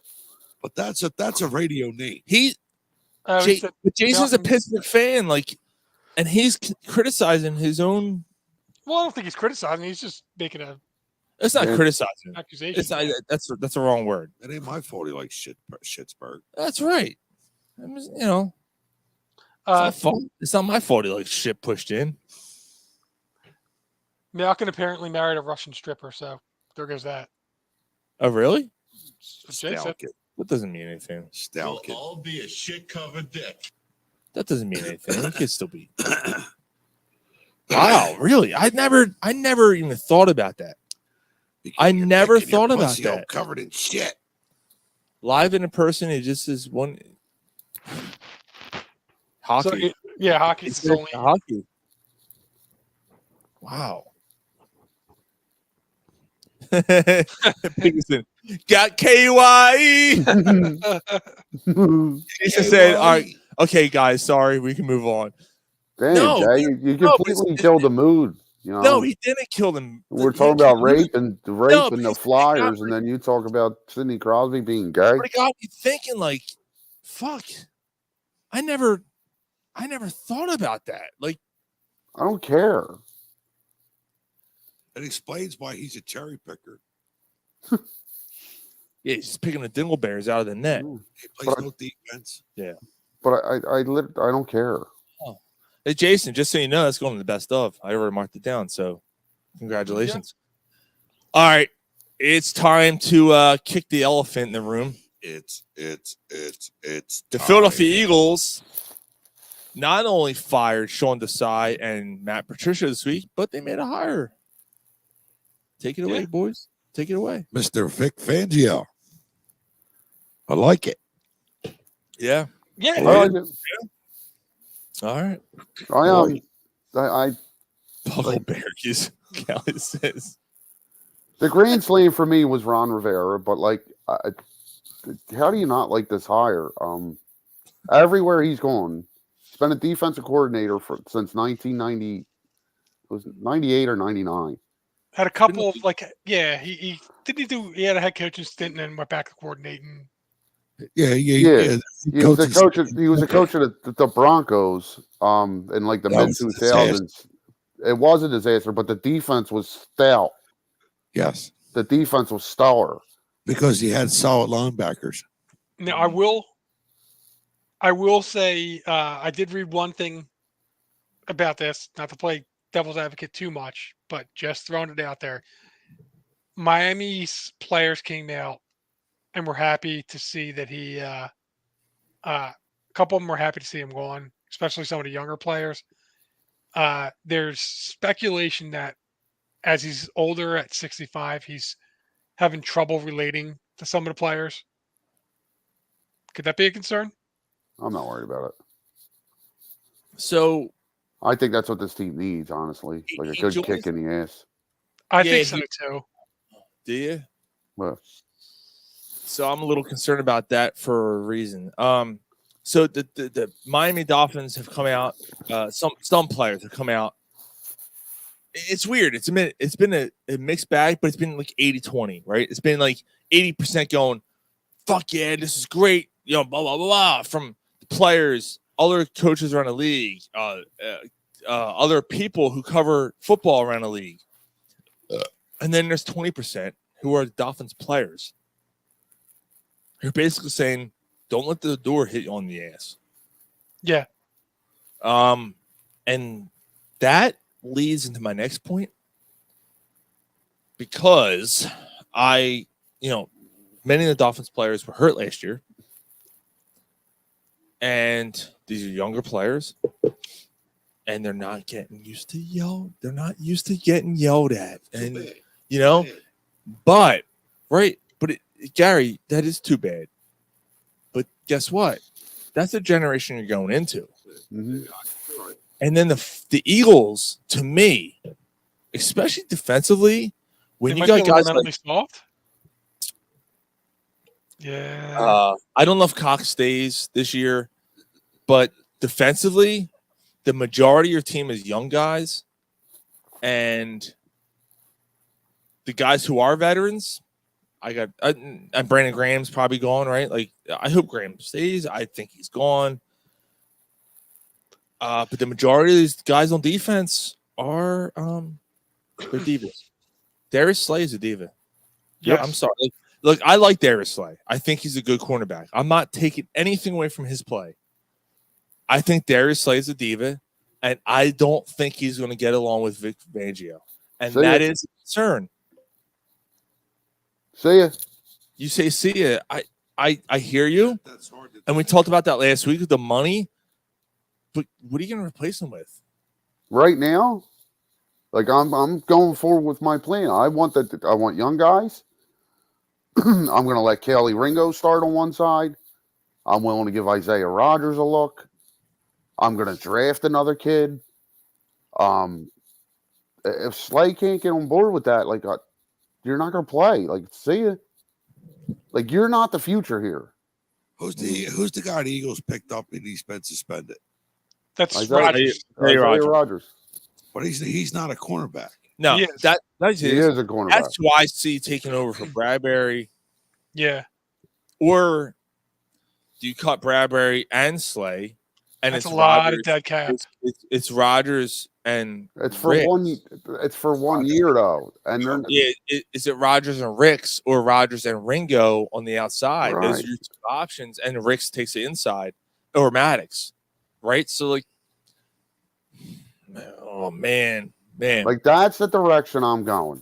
Like, if you're asking me, if you're holding a gun to my head and you're saying, would I rather have Slay here or not? I'd rather have Slay here. Yeah, I'd rather have Slay I'd here. rather have Slay here. Like and Bradbury hits the fucking bricks this year. Like, if it's me, I keep Slay and Bradbury, and I break the bank on a linebacker. You keep them both? Yeah, I do. There's no Slay and Bradbury. There's no way you can Bradbury. Yeah. Bradbury was terrible. Fucking terrible last year. He was terrible. You need a linebacker, man. You need a linebacker. Okay, so you break the bank on a linebacker. Yes. You don't draft one. You don't hope that Dean. Well, you either break the bank on a linebacker in free agency, or you're still gonna have money. Like, your quarterback's locked up. They got $40,000 to play with. $40,000, and they're under the cap. 40 million or 40 grand? 40 million. I'm sorry, 40 million under the okay, they have plenty of money already. Because look, AJ Brown, Devontae Smith covered out receivers. Your tight ends are covered, right? Your line, your linemen are covered. Running back, you probably need to sign either Swift, re-sign Swift, or sign someone else. Did you see the running back list? Yeah, There's I sent you. Plenty of guys. There's plenty of guys. You're going to be able to get a running back. And then, so your major needs to me are, you're concerned, linebacker. You probably need to add a safety, because I don't know if they keep Kevin Byard. I think Byard's gone. And No, I think you can't keep Byard. Byard was terrible. Yeah, I think it was bad. No, I think it's Reed Blankenship. And then who's Someone your else. other starting safety? Someone else, right? Someone else you Okay. sign All right. or draft. Yeah. That's what I'm saying. Like I think it's linebacker, safety.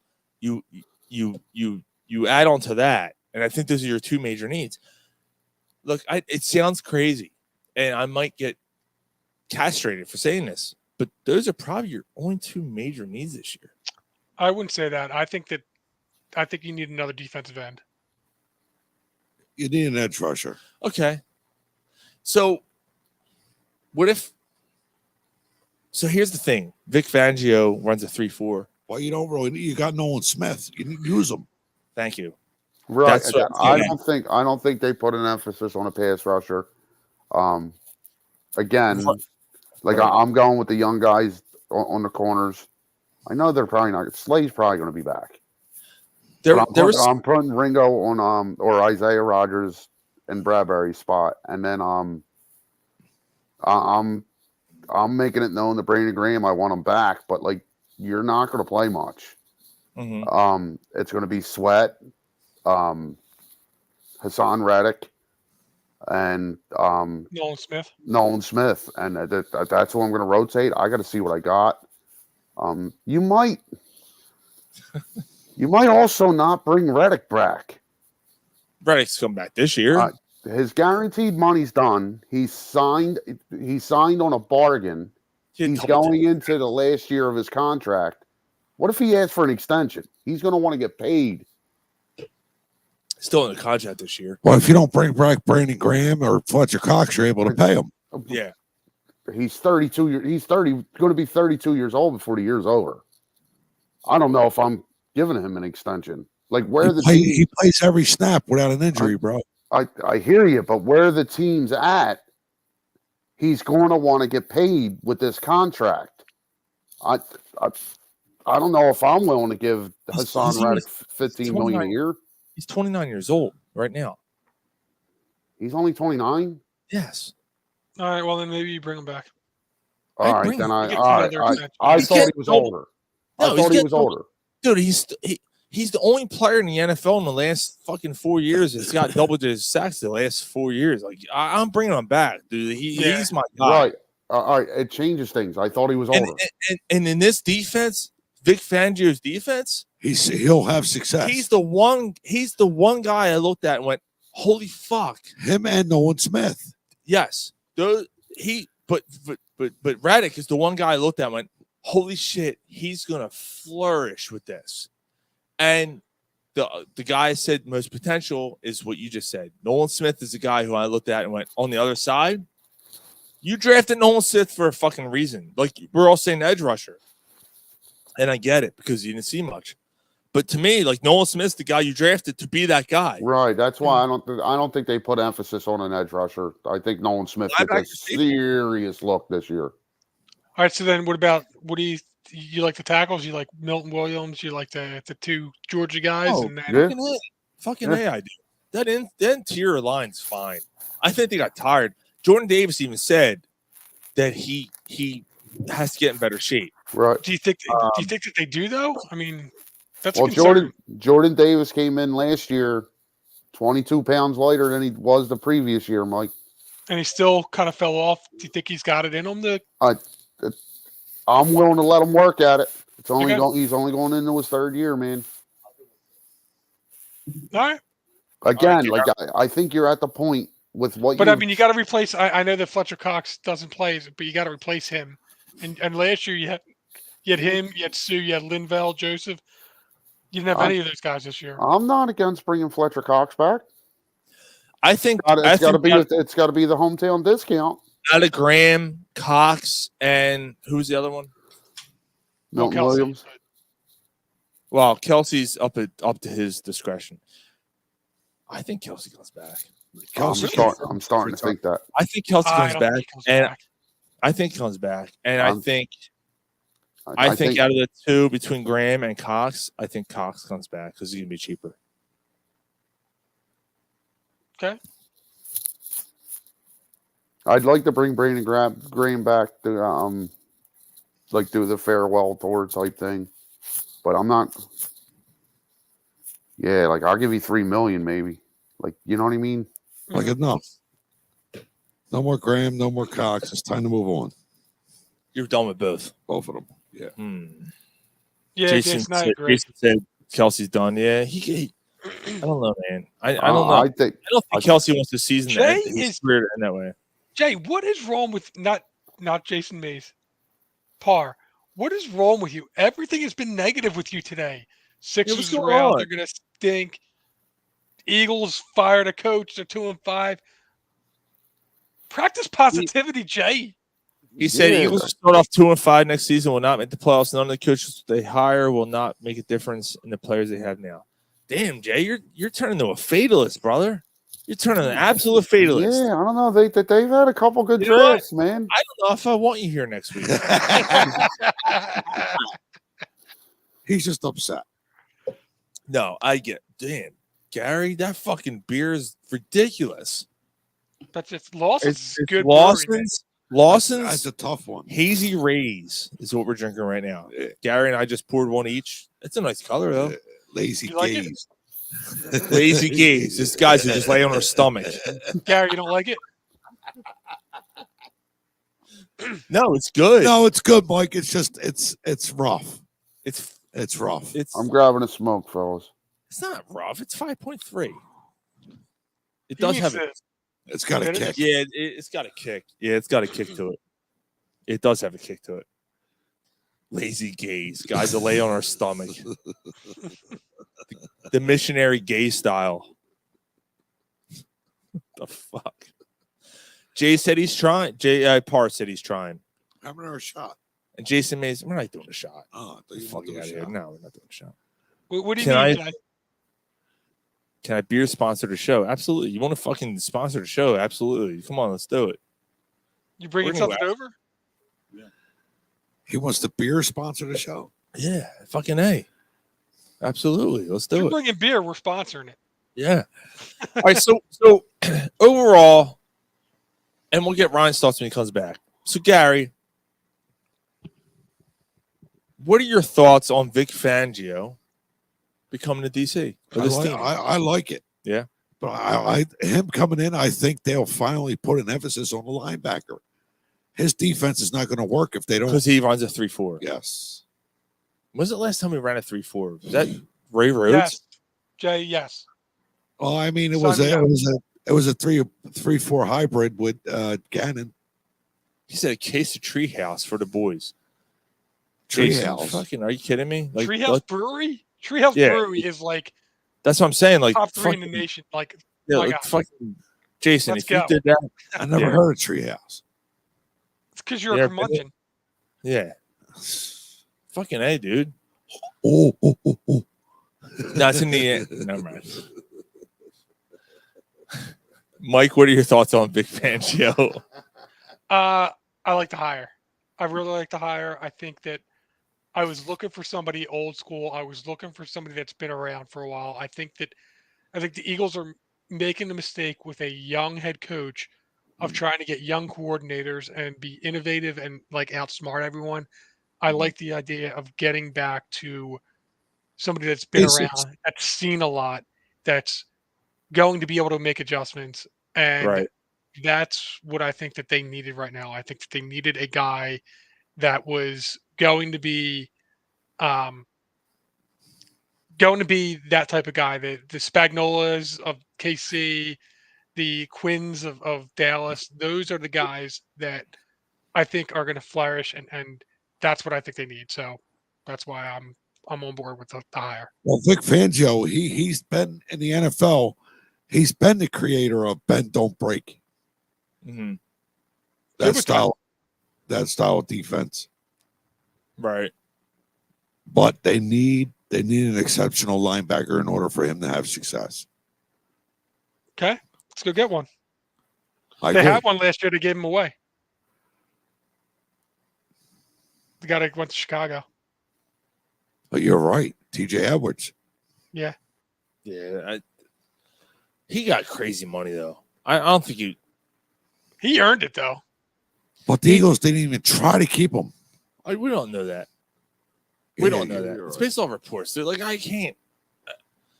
Dude, you said this week I don't believe anything. Blah blah blah Yeah, blah. like, Like yeah, I'm enough. not listening to any of it.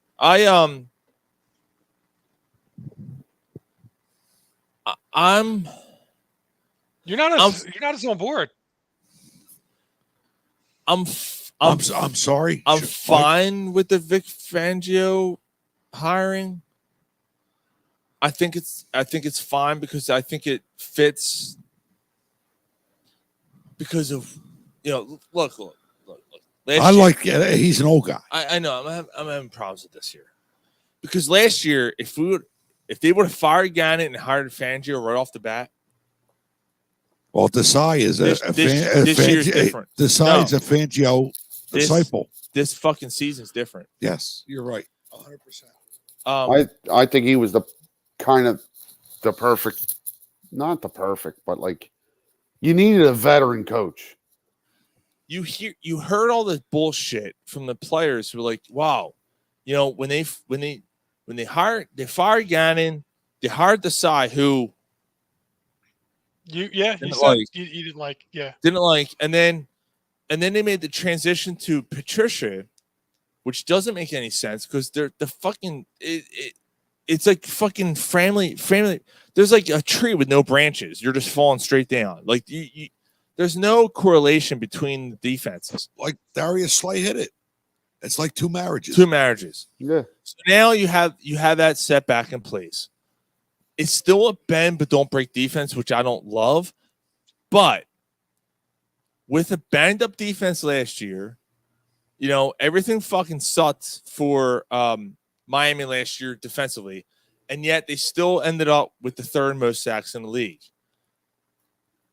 That I can get behind. But was he my number one choice? Ryan, I think you're my number one choice was your guy. Mm-hmm. Ron Rivera. So what are your thoughts on the Vic Fangio signing? I like it. Again, Ron Rivera would have been the grand slam to me. But either way, like I said, you needed a veteran coach on this staff. The defense is going to be better. There's no doubt. It's going to be better. You're not going to run all over them the way these teams did. It's going to be more disciplined. There's going to be more, like, you're going to know your role. And you're going to know Vic Fangio's in charge. Mm-hmm. So now Ron Rivera's in the garage getting the lawnmowers ready. So I like the hire. Changes spark plugs. Replacing oil. No, I mean, they called him in. He has to do something. He's got to play for his plane. So that's what I was kind of getting at. What you just said, Ryan. The accountability is where I think it's going to draw a line between the old heads and the new heads. Vic Fangio is a old school type of coach. I think players like Darius Slay. They gave up 136 points because of non-tackling. And within the season. He's not going to put up that shit. No. He'll bench you. You'll play. You'll perform or you won't play. James Bradbury, you can't get the Sit. fuck off my field. Sit. Right. Give me one of these young guys. Right. And it's not going to bode well. I think it's going to take a year. But he's not going to do it like a dickhead. But I think it's going to take a year for this to transition. Yeah, you know what? If it takes a year, then fuck them. If they're too soft, 2 weeks soft, then let it take a year. So right now, the bet is plus 2,200 for the Eagles to win the Super Bowl next year. You placing that bet? No. Yeah. No. Are you? Yeah, you put $100. You get lucky. $2,200. Fucking right. No. I'd throw 10 at it. Why not? Yeah. Everybody's down on the Eagles now, so I'll take 22-1 odds. Fucking right. They're not the 22nd best team in the league. No, there's still going to be a top 10 team. But again, I'm completely on board with this. You got to weed it out. Who can't put up with this? Can't put whatever? Then you're going. You got to get out of that win now thing and build this thing for 3 years down the line. Yeah. Okay. And the beautiful thing about Fangio, honestly, if the defense is good, as long as he wants to coach, he's not going anywhere. Yeah, he's not getting a head coaching job. Right. I got breaking news. Uh-oh. Embiid broke his orbital bone. No. Is it about Embiid? No, it's a local thing. Oh, all right. So Mike, you'll know, man. Fuck. So Philadelphia-based cover band Mike LeComte. Oh no. No. The original drummer, Adam the drummer, fucking died of cancer tonight. Oh. Yeah. Oh man, Like that sucks. long time, dude. He was a great fucking drummer. Anyone Philadelphia area like fucking knows what I'm talking about. LeComte was a fucking major. Is a major fucking force in the bar scene. And the lead singer fought battle cancer. Yeah, he did. Yeah, he did.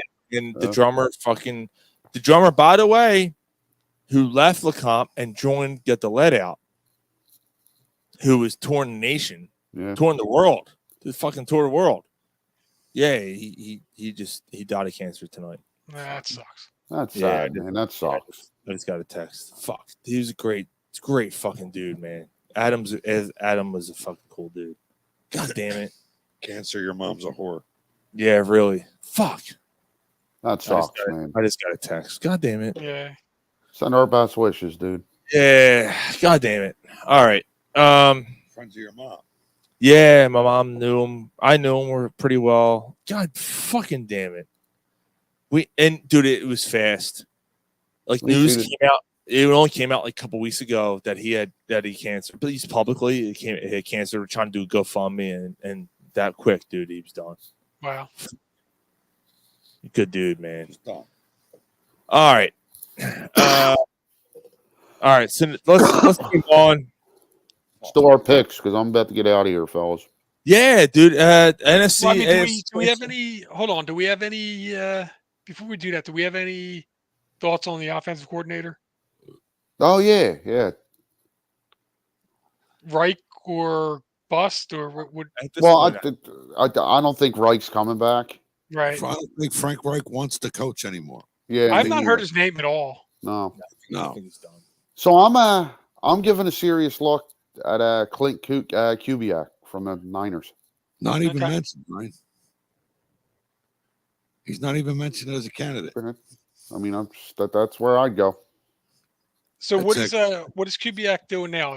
Well, there's no offensive coordinator in San Francisco, so he's because it all runs through Kyle Shanahan. Right. Okay. So this guy, he's the passing game, running game coordinator. Okay. All right, I'm good with that. Yeah. So again, Frank Reich. I would love another veteran, but if you're not getting Frank Reich, I want a young up and coming guy. I'm the opposite. Kellen Moore. I'd be all right with Kellen Moore. I kind of I kind of feel the same way about the offensive coordinator as I do the defensive coordinator. I want somebody established. You want Bieniemy? I would take Bieniemy. Yeah. I wouldn't hate that. I wouldn't hate that. Sure. Absolutely. Running back screens and runs the ball. Yeah. I wouldn't hate it. Yeah, I mean, I just want somebody I just feel like, I don't want the young up and comer. We tried that. Been there. Like that's what got us in this position. I want somebody established. I want a veteran. Yep, absolutely.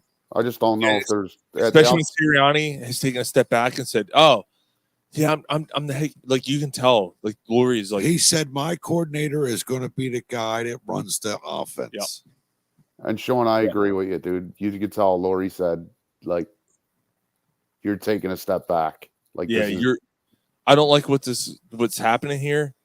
Yeah, you had your chance. I'm hiring guys who know what they're doing, and you can oversee it, but you're fucking done. Like, yeah, or you're gonna lose your fucking job. What do you want? Like, I don't mind my head coach being a CEO type thing. Like, I don't mind that. Look, if it works, it works. Like, veterans. Yeah, if you got guys that you trust and you Kellen oversee Moore, other things, like, yeah, if it works, then that's fine. Right. Yeah. Like I accept the fact that the NFL is not a run-happy NFL no more. Like it's going to be a passing game. But look at the fucking Ravens. I know the Ravens know. run. Yeah, but that's what I'm saying. I wouldn't mind plucking Dalvin a young fucking dude on Cook. that off of that staff. Dalvin Cook. Don't give me Dalvin Cook. He ran the ball 2 times this postseason. I'm just saying they brought him in for He ran the ball 2 times. They didn't bring him in. He ran the ball 2 times. Well, no, I mean they brought him in because Baltimore has an uncanny way of their running backs getting hurt. That's why they brought him in. Yeah, right. Gus Edwards has 13 touchdowns this year. Yeah, fucking Gus Edwards. Right. Where was he last year when I drafted him in the 3rd round? My fantasy draft. Oh, he was fucking on the sideline, fucking hurt. Gus Edwards. All right. But Gary, to get to Gary's point, I know where he was going with Kellen Moore. He's a pass happy guy. Like, but one thing you got to keep in mind about Kellen Moore, Ezekiel Elliott had his best years under Kellen Moore. Yep. So if he's got a running back, it's not like he doesn't use him. Yeah. Yeah. You know what I mean? Yeah. He's not going to run it twice and throw 13 times in a row. Right. And which is now, what we did last postseason. like now that the rumors are swirling that the Eagles are the best fit for Saquon Barkley. Saquon. I would take Saquon in a fucking heart. Absolutely. Dude, Absolutely. But think about I didn't say I Saquon hated behind it. this line. You'd be salved. I would love to have Saquon Barkley. What I'm saying is, if they're not going to pay Swift, they're not going to pay Barkley. Right. I would take Yeah, Barkley's going They- to want money. Right. They just the Eagles don't do I that. hear you on that. I know, but if you had a choice between the two, Right. are you kidding me? Right. But if they're not going to pay Swift, they're not going to pay Barkley. See, the thing is that like We don't know if they're not going to pay Swift though. Right. Right. So that's what I'm saying. Like the They are top not- choice is bringing back DeAndre Swift. Here you go. They are not paying a running Jamie back big Zimenoff. money. There you go. that's true, Yeah. No, you're right. I can't. which see is what he's weird. Moore did not use Eckler enough this year. Right. He was criticized for not using the running Right. game. Right. And ironically, That's where Eckler's going to end up in Philadelphia. he might. Yeah. Yeah. Eckler's the perfect. Eckler Eckler is is- poor man's Barkley. Absolutely. Eckler is the Superman Darren Sproles. Yeah. to to this 2 years, $15 million. I'll do it.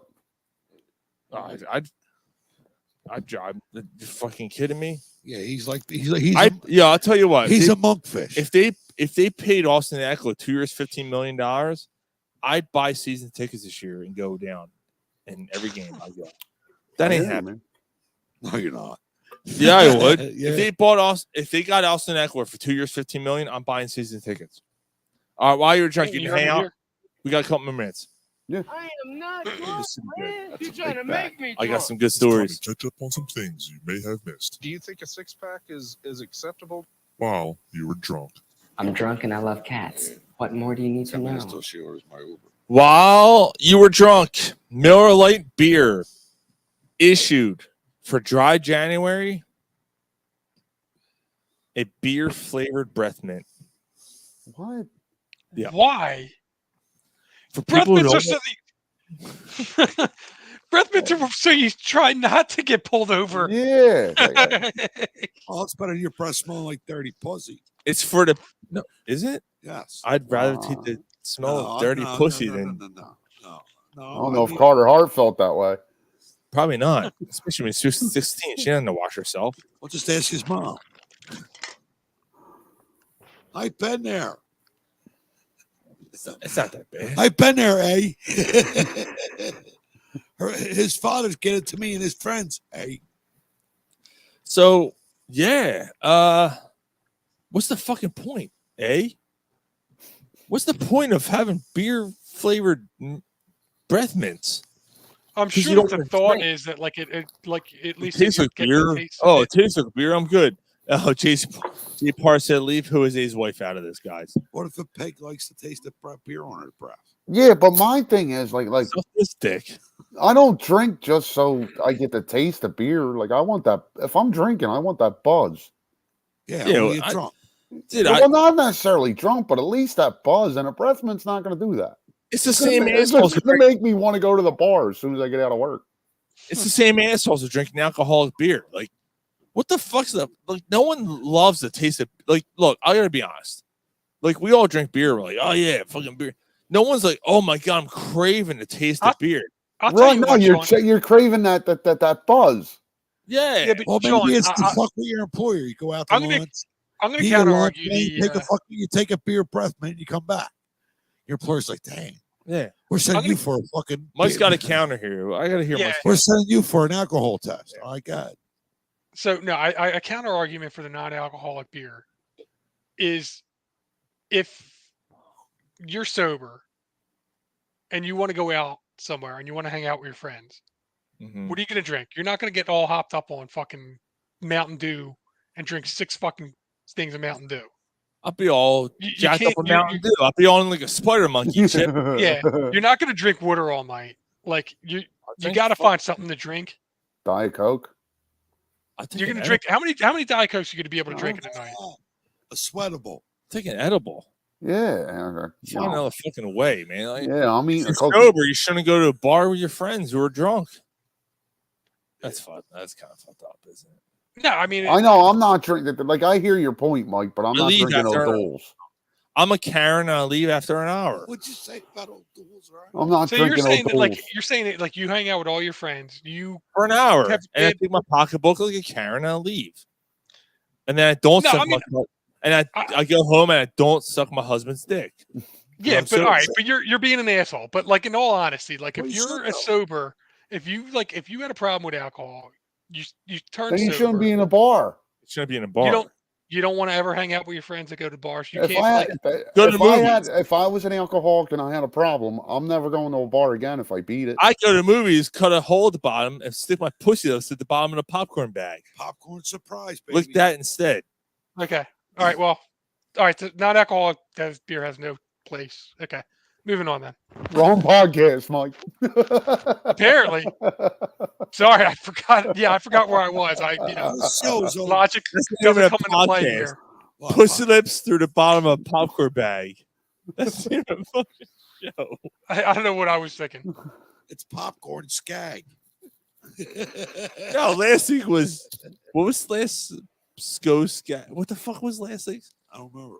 Something Bo Skags. What did we call it? Last week? Boss Skags. Boz Skags. We call it something else. I don't know. All right, Tony Luke and Tony Luke Jr. indicted. 20 years tax fraud. Oh, no shit. Yes, 20 years in prison. However, cheesesteaks ain't that great. The other son, who owns the one on Oregon Ave, the one near the stadiums, Yeah, phony flukes. went a different way. And years ago, in the family dispute, good for him, and renamed it Tony and something else. So he's different. He's a different entity. He knew though. But the original Tony Luke's and his son, his oldest son, are going away for 20-something years for phony puke tax evasion. They're going to Like, how much money are they making to where they can't pay taxes? I mean, I get it. You always want more money, but like, It was like $8 million over 10 years they hid from the IRS. right? Like, now so if you're they're hiding going to make it stakes in prison. if you're hiding $8 million, how much are you making? Like, Here you go, Mike. Dave Peterson. Do you read that? Read it out loud. Read it. Beer breath mints will help 12 and 13-year-olds get their taste for beer, so the future of alcoholism is secure. I'll drink to that. Yeah, I drank. Remember Mike in the woods? Yep. I think we were a little older than that, but yeah. No, we were 13. You were throwing up at your Little League game. That was freshman year. At least 14, right? 14, 15. Maybe. I don't know. Maybe. Can't hear you. What? You're not talking to a microphone. What the fuck is wrong with you? The microphone's literally in the middle of the bar, and he's talking on this end of the bar. Yeah. You're preparing for your ball game and you're throwing up. Yeah.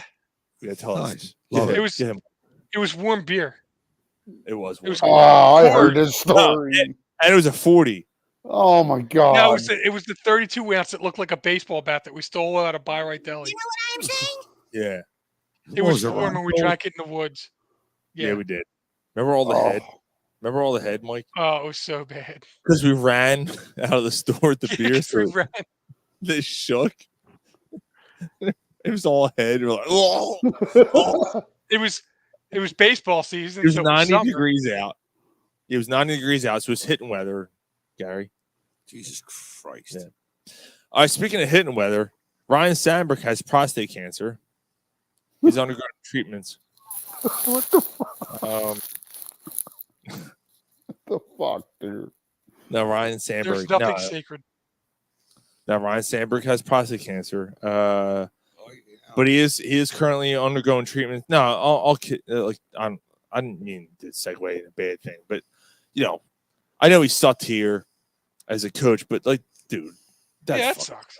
That sucks, man. I hope he makes it out okay. We talked about the Bucks the Bucks head coach getting fired. Reese Hoskins going to Milwaukee. We didn't talk about that. Your feelings on that, real quick. Well, he wasn't going to be here. I guess it doesn't really matter where. It's he weird goes. though. Did you see him in the Brewers uniform? Yeah, it weird. did look weird. I think it's a mistake. That's still production that you need it last year that you didn't replace. Let's wrap it up. My ride's going to be here. Well, you did though. Where are you going to put him? That's the problem, right? Where are you going to put him? Right.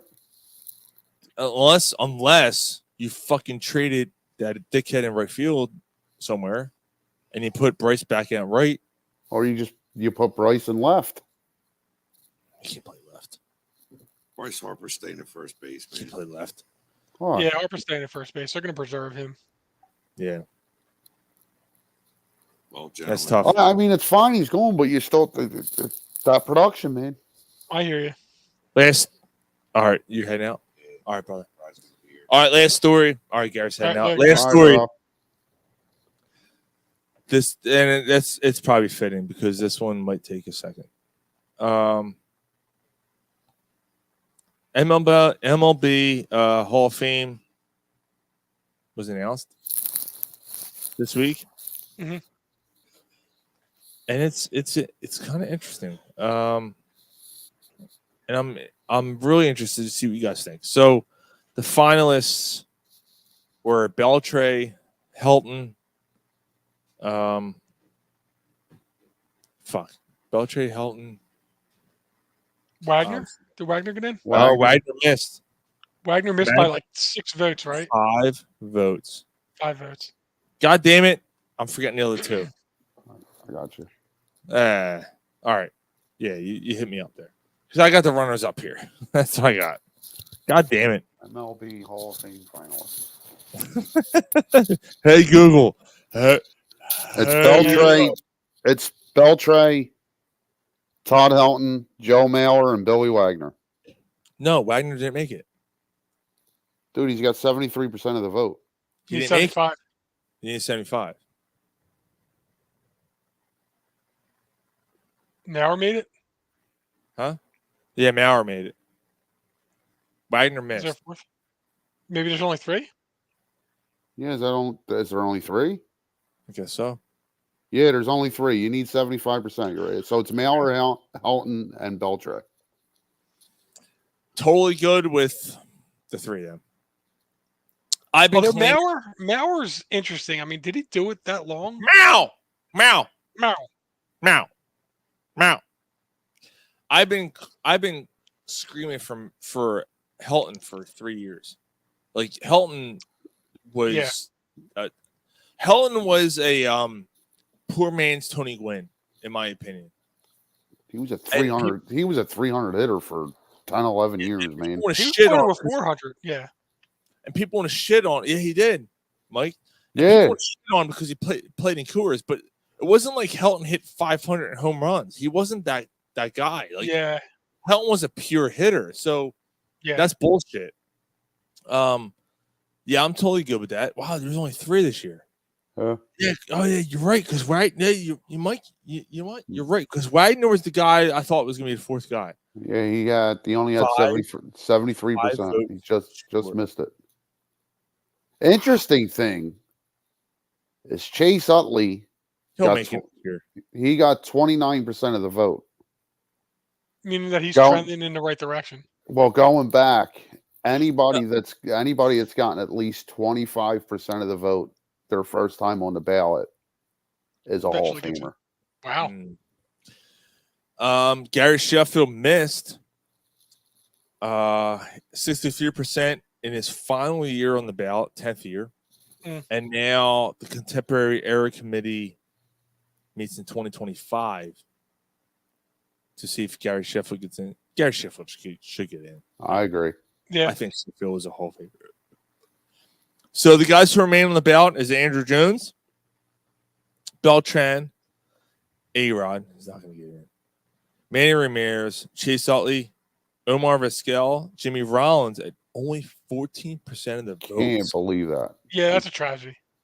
Which, by the way, I got something on that.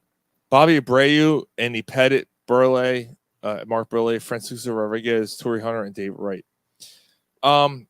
Jimmy Rollins getting 14.8 is a disgrace.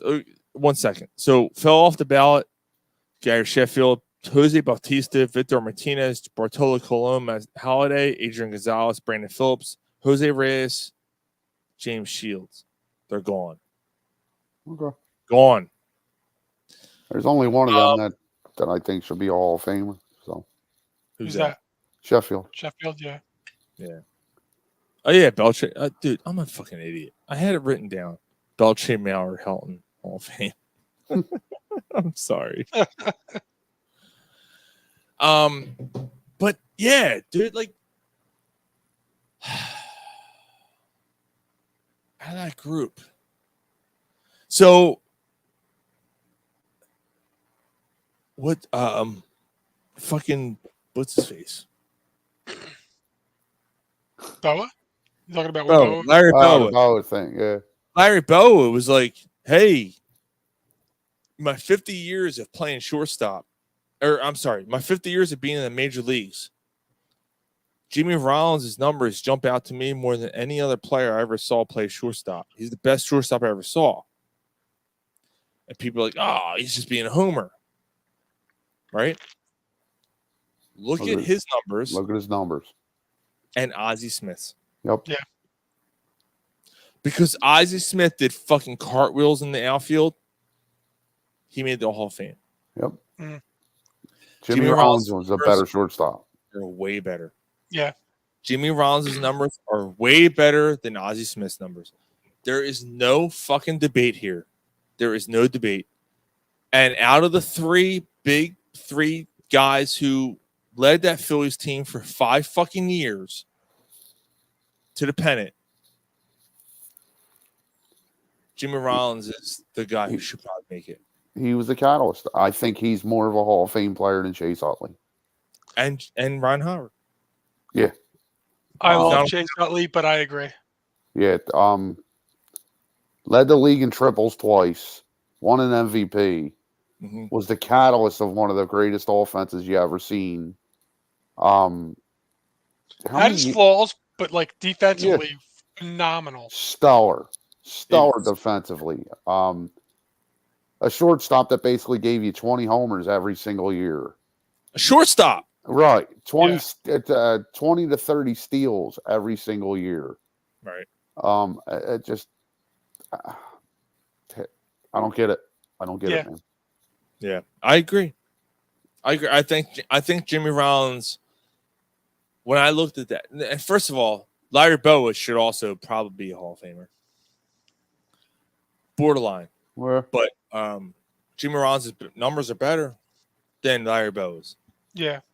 And they're certainly better than Ozzie Smith's.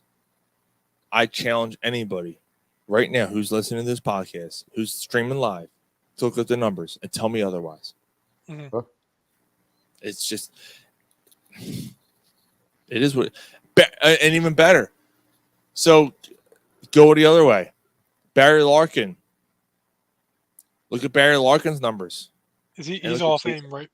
Yeah. And look at Chase Utley's numbers. Chase Utley, better numbers. Yeah. So, and we all agree And we're not being homers here. Like this isn't because they're Phillies and not. This is fucking this. That's what these fucking writers go off of. They go off of numbers. Gary left a half a beer. You cocksucker. He never leaves dead soldiers, he said. And the other thing is, why doesn't he clean up after himself? He left a half a beer and beer. Why doesn't he bring his beer up and dump it out in the sink like an adult? 3 beers. Because he's not an adult. That's why. Yeah. Jimmy Rollins is the best Philly out of the 3. Chase Utley's the most beloved Philly out of the 3. Ryan Howard probably had the best 5 years out of the 3. He said Ryan Howard might have had the best 3-year span of almost anybody in Major League Baseball ever. Since Babe Ruth. Yeah. Since Babe Ruth. Yeah. Longevity plays a part, which is why Chase Utley gets hurt. But yet, Jimmy Rollins got less votes than Chase Utley? Yeah, Rollins did it for a lot longer. Yeah, Rollins played for what, like 14 years? Yeah, he played. And he played most years he played healthy. Yeah, like there was a year or two in there, but when he was here for 10, 11 years, man, and more times than not, he was out there. Mm-hmm. Dave Peterson, Jimmy Rollins needs to be in the Hall of Fame as well as Chase. Chase played the game with heart and put it all out there. That's what I feel is a Hall of Famer. That's what Dave Peterson said. Yeah, I mean, I can't argue with that. Jimmy made it look easier than Chase did. I'll be back in a second, guys. All right. Hmm? Yeah, I think it was more God-given talent, right, with Jimmy Rollins, where Chase Utley just worked his ass off. Yeah. But I completely agree with what Sean said. Like probably the greatest era of Phillies baseball that we might see. And Jimmy Rollins was the best player on that. Best player on, yeah. He was a catalyst. He did it all. Like he ignited it all. Yep. Yeah. I mean, I know that again, the pop-ups, the this and that, the swinging for the fences, the not running out balls every once in a while. Like every once in a while, there's a couple things that pissed you off about Rollins, but looking at everything that he's done, yeah, I mean, how many Gold Gloves do you have? I don't know, but it's probably somewhere around like 4 or 5 Yeah, in an era of really good shortstops. Yeah, you had Jeter, Reyes. He played probably with like Vizquel for a little bit, maybe. Vizquel, Nomar. Yep.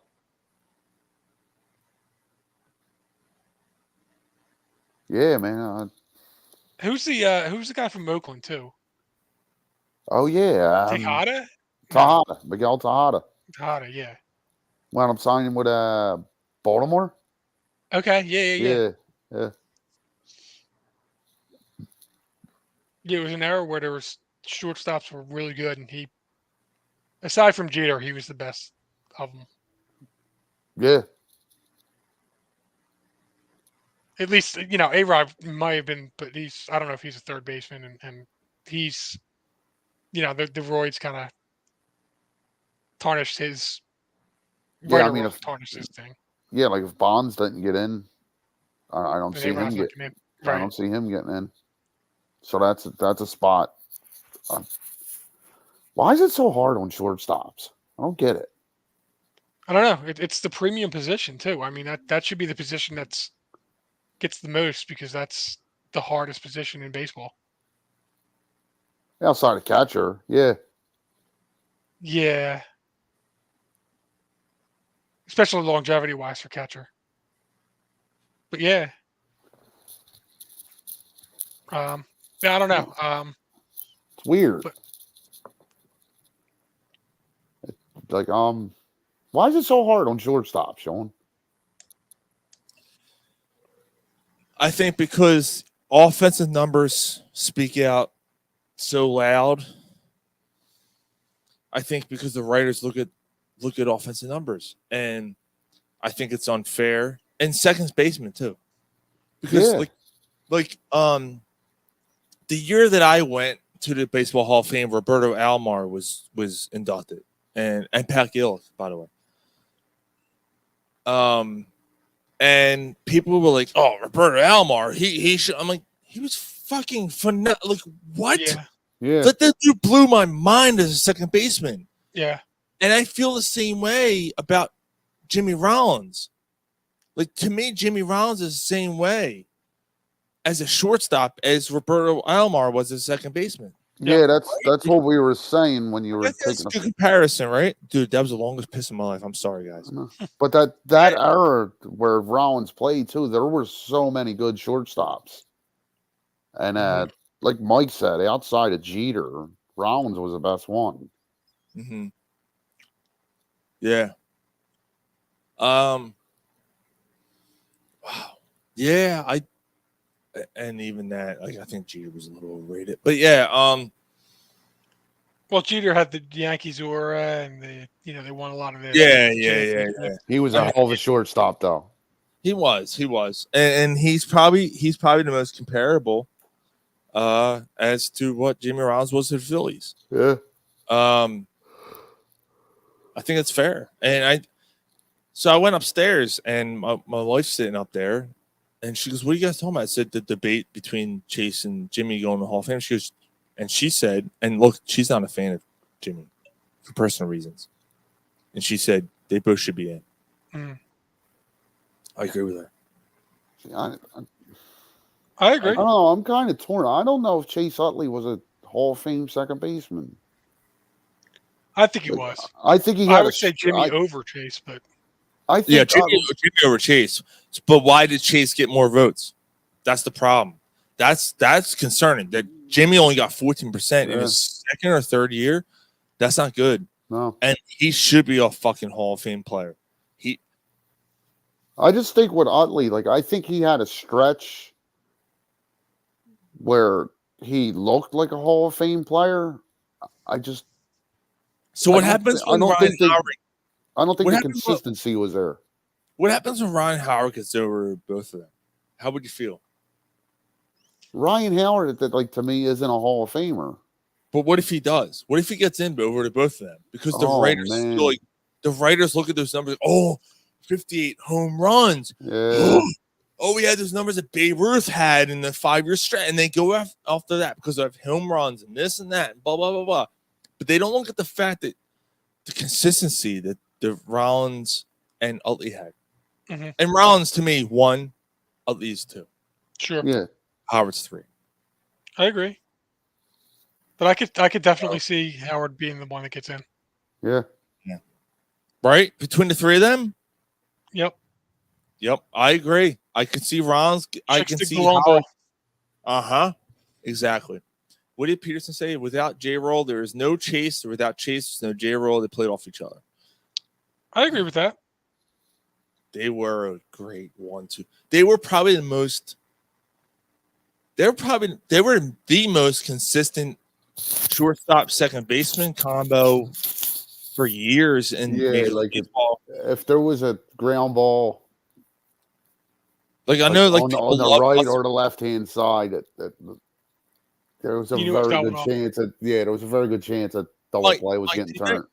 Mike, do you remember when we went to Fenway? Right, it was 2010. Yep. Do you remember the dude in front of us arguing with us about Pedroia? Chase versus Dustin Pedroia? Mm-hmm. And at the time, Chase had fallen off because Chase got hurt. Right. Yeah. And Pedroia was going on a tear. Yeah. And then Pedroia completely fell off. But yeah, Chase played for another fucking 6 years. Yep.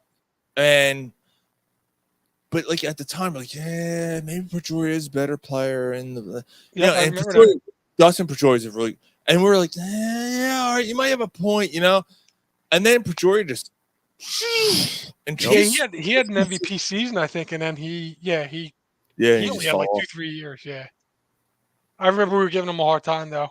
Oh. We're like, I gotta read this because Jay just wrote me a personal text, and I'm gonna read it out loud. Guys, or he wrote to me. I don't mean to be so negative on the Sixers and the Eagles. It's just I'm tired of the same failure year after year. Yeah, Jay, you're not, dude. You're not wrong. Like, but the Eagles won in 17, went to the Super Bowl last year.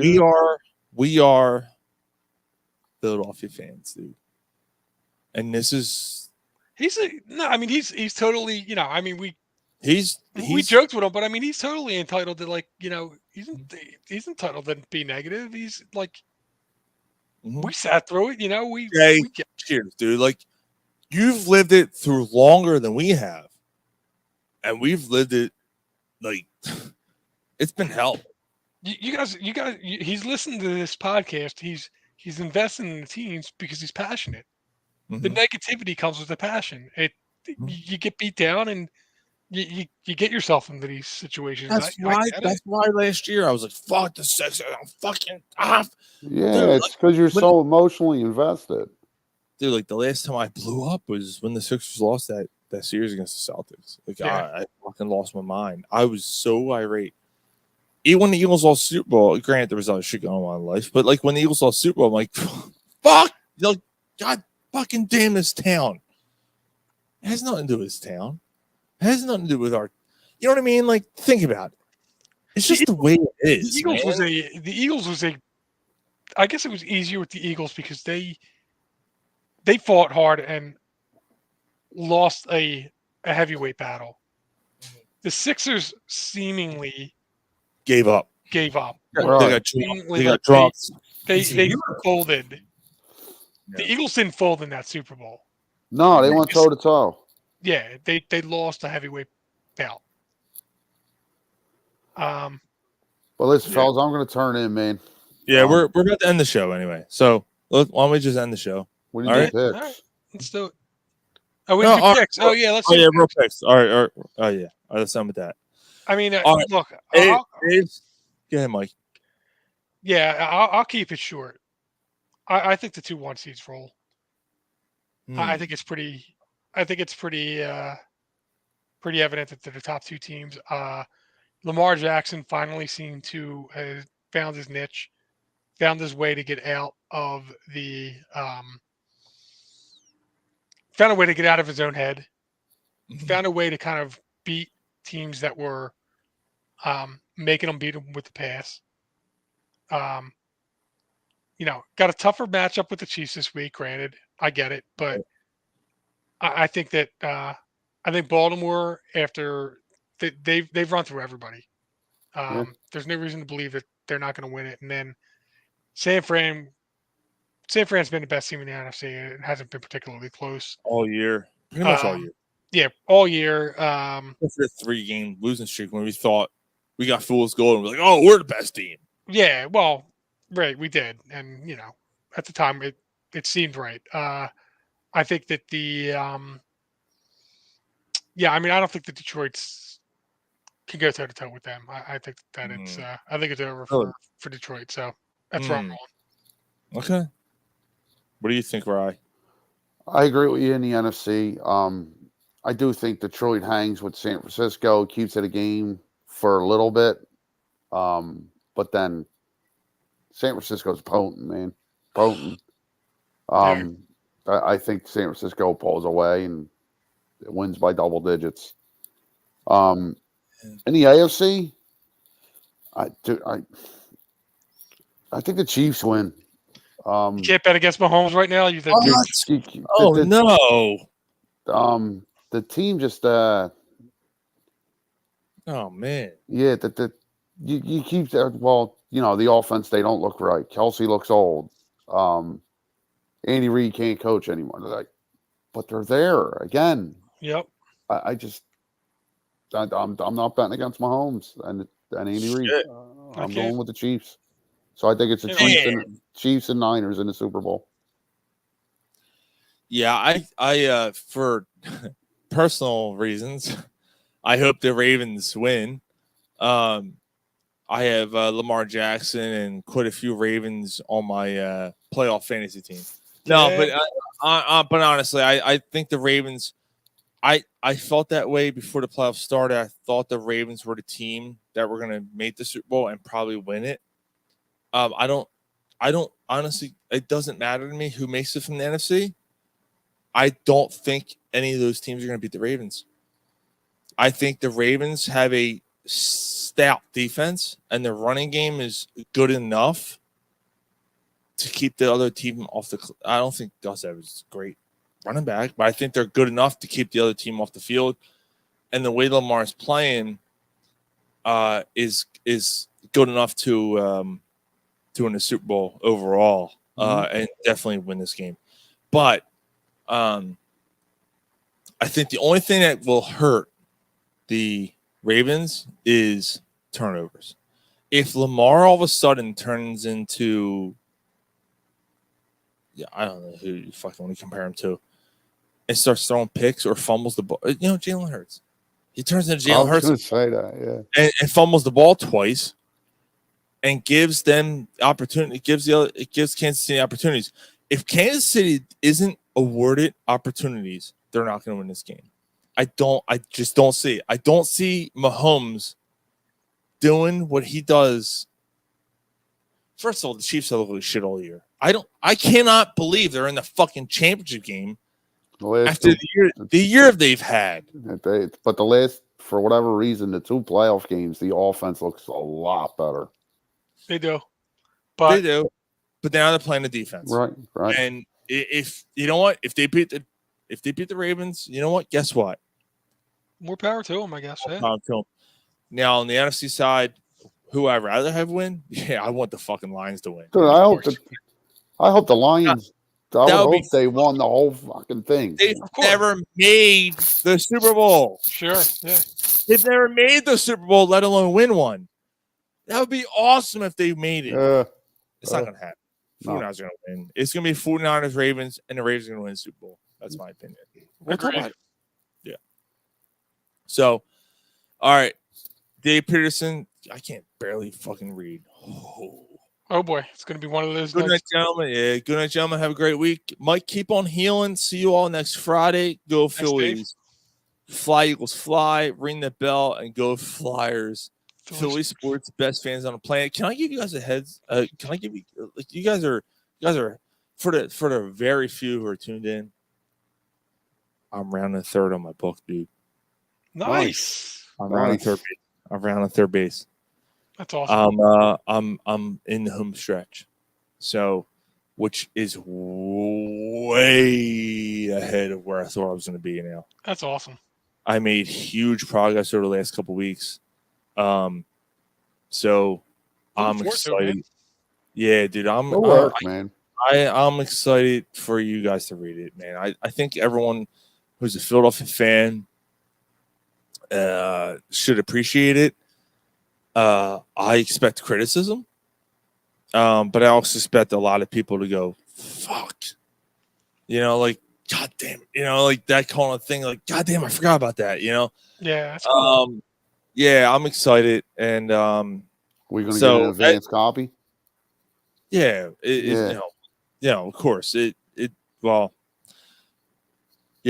If things go the way I hope they go, I hope they have many advance copies. Nice, nice, man. But we'll see how things go. So anyway, I'm getting there, man. I'm hoping within the next month and a half I'll have the draft done and submit it, and we'll see what happens. To a publicist and stuff. Yeah. So there's a lot of I was looking at a lot of shit, and I have one more interview to do, and once I get that done and I finish this chapter and finish a couple little things, I'm pretty much done. Nice, man. Go work, Sean. Yeah, awesome. Thanks. I wasn't branding up to the fucking look, but I just wanted to give a heads up on what the progress was on it, and I want everyone that listens to the show, and because we brought it up a month ago or 2 months ago, whatever, and but I did this for you guys, man. I honestly, I did this for everyone who follows Philly sports, and because it's honestly, it's about that. It's about the Philly fan. It's for the Philly fan. So that's why I did it. Yeah, it's awesome, man. I'm looking forward to reading it, dude. Can't wait to read it, dude. Yep. Yeah. All right. So yeah, we'll see you guys next week. Next week we have a guest. It's gonna be fucking fun. We have NBA, dude. It might be I think it's our first player that ever played in the NBA coming on our show next week. How That's about gonna that? be fun. Yeah, Yeah, it's awesome, man. it's gonna be an interesting story. So I know Mike, you might not be here next week. Yeah, we'll see how things go. All right, Mike. I hope you feel better. Thanks, man. Ryan. All right, fellas. I will see you guys next week. All right. See you guys. Love you guys. Love you, listeners. Mike, you got it. You know, as always, every fucking week, you got it. You got to play it out. How's it go? Penis out. All Who right, put a fellas. question mark there? Later on, guys. All right. Podcast over. See you guys. Everyone listening, streaming live. Thank you guys. We appreciate it. Yeah, it's been a blast. So. Yep. Sounds good, man. All right, Sean. We'll you and I will catch up maybe tomorrow or something when you sober up, or get over your hangover. I hope not when you get over your hangover tomorrow. Maybe we'll catch up. Fuck. Yeah, dude. Fucking every beer tonight was an 8%er. Yeah, that sucks. Kind of. I mean, does it? Well, maybe not. I don't know. Talk to me tomorrow. See how you feel. All right. Oh, there you go. All right. I'll see you guys. All right. Streaming, everybody. Love you guys. Love everyone that streams the show. Love everybody who, yeah. But they are who we thought they were. Yeah, And we got them off the hook. Yeah, that's right. We love you guys. We'll see you guys next week, next Friday night. Should we go on? Mike, take care, brother. Love you. Dave Parr, Dave Peterson, everyone is tuning in late. We love you guys. All right. See you.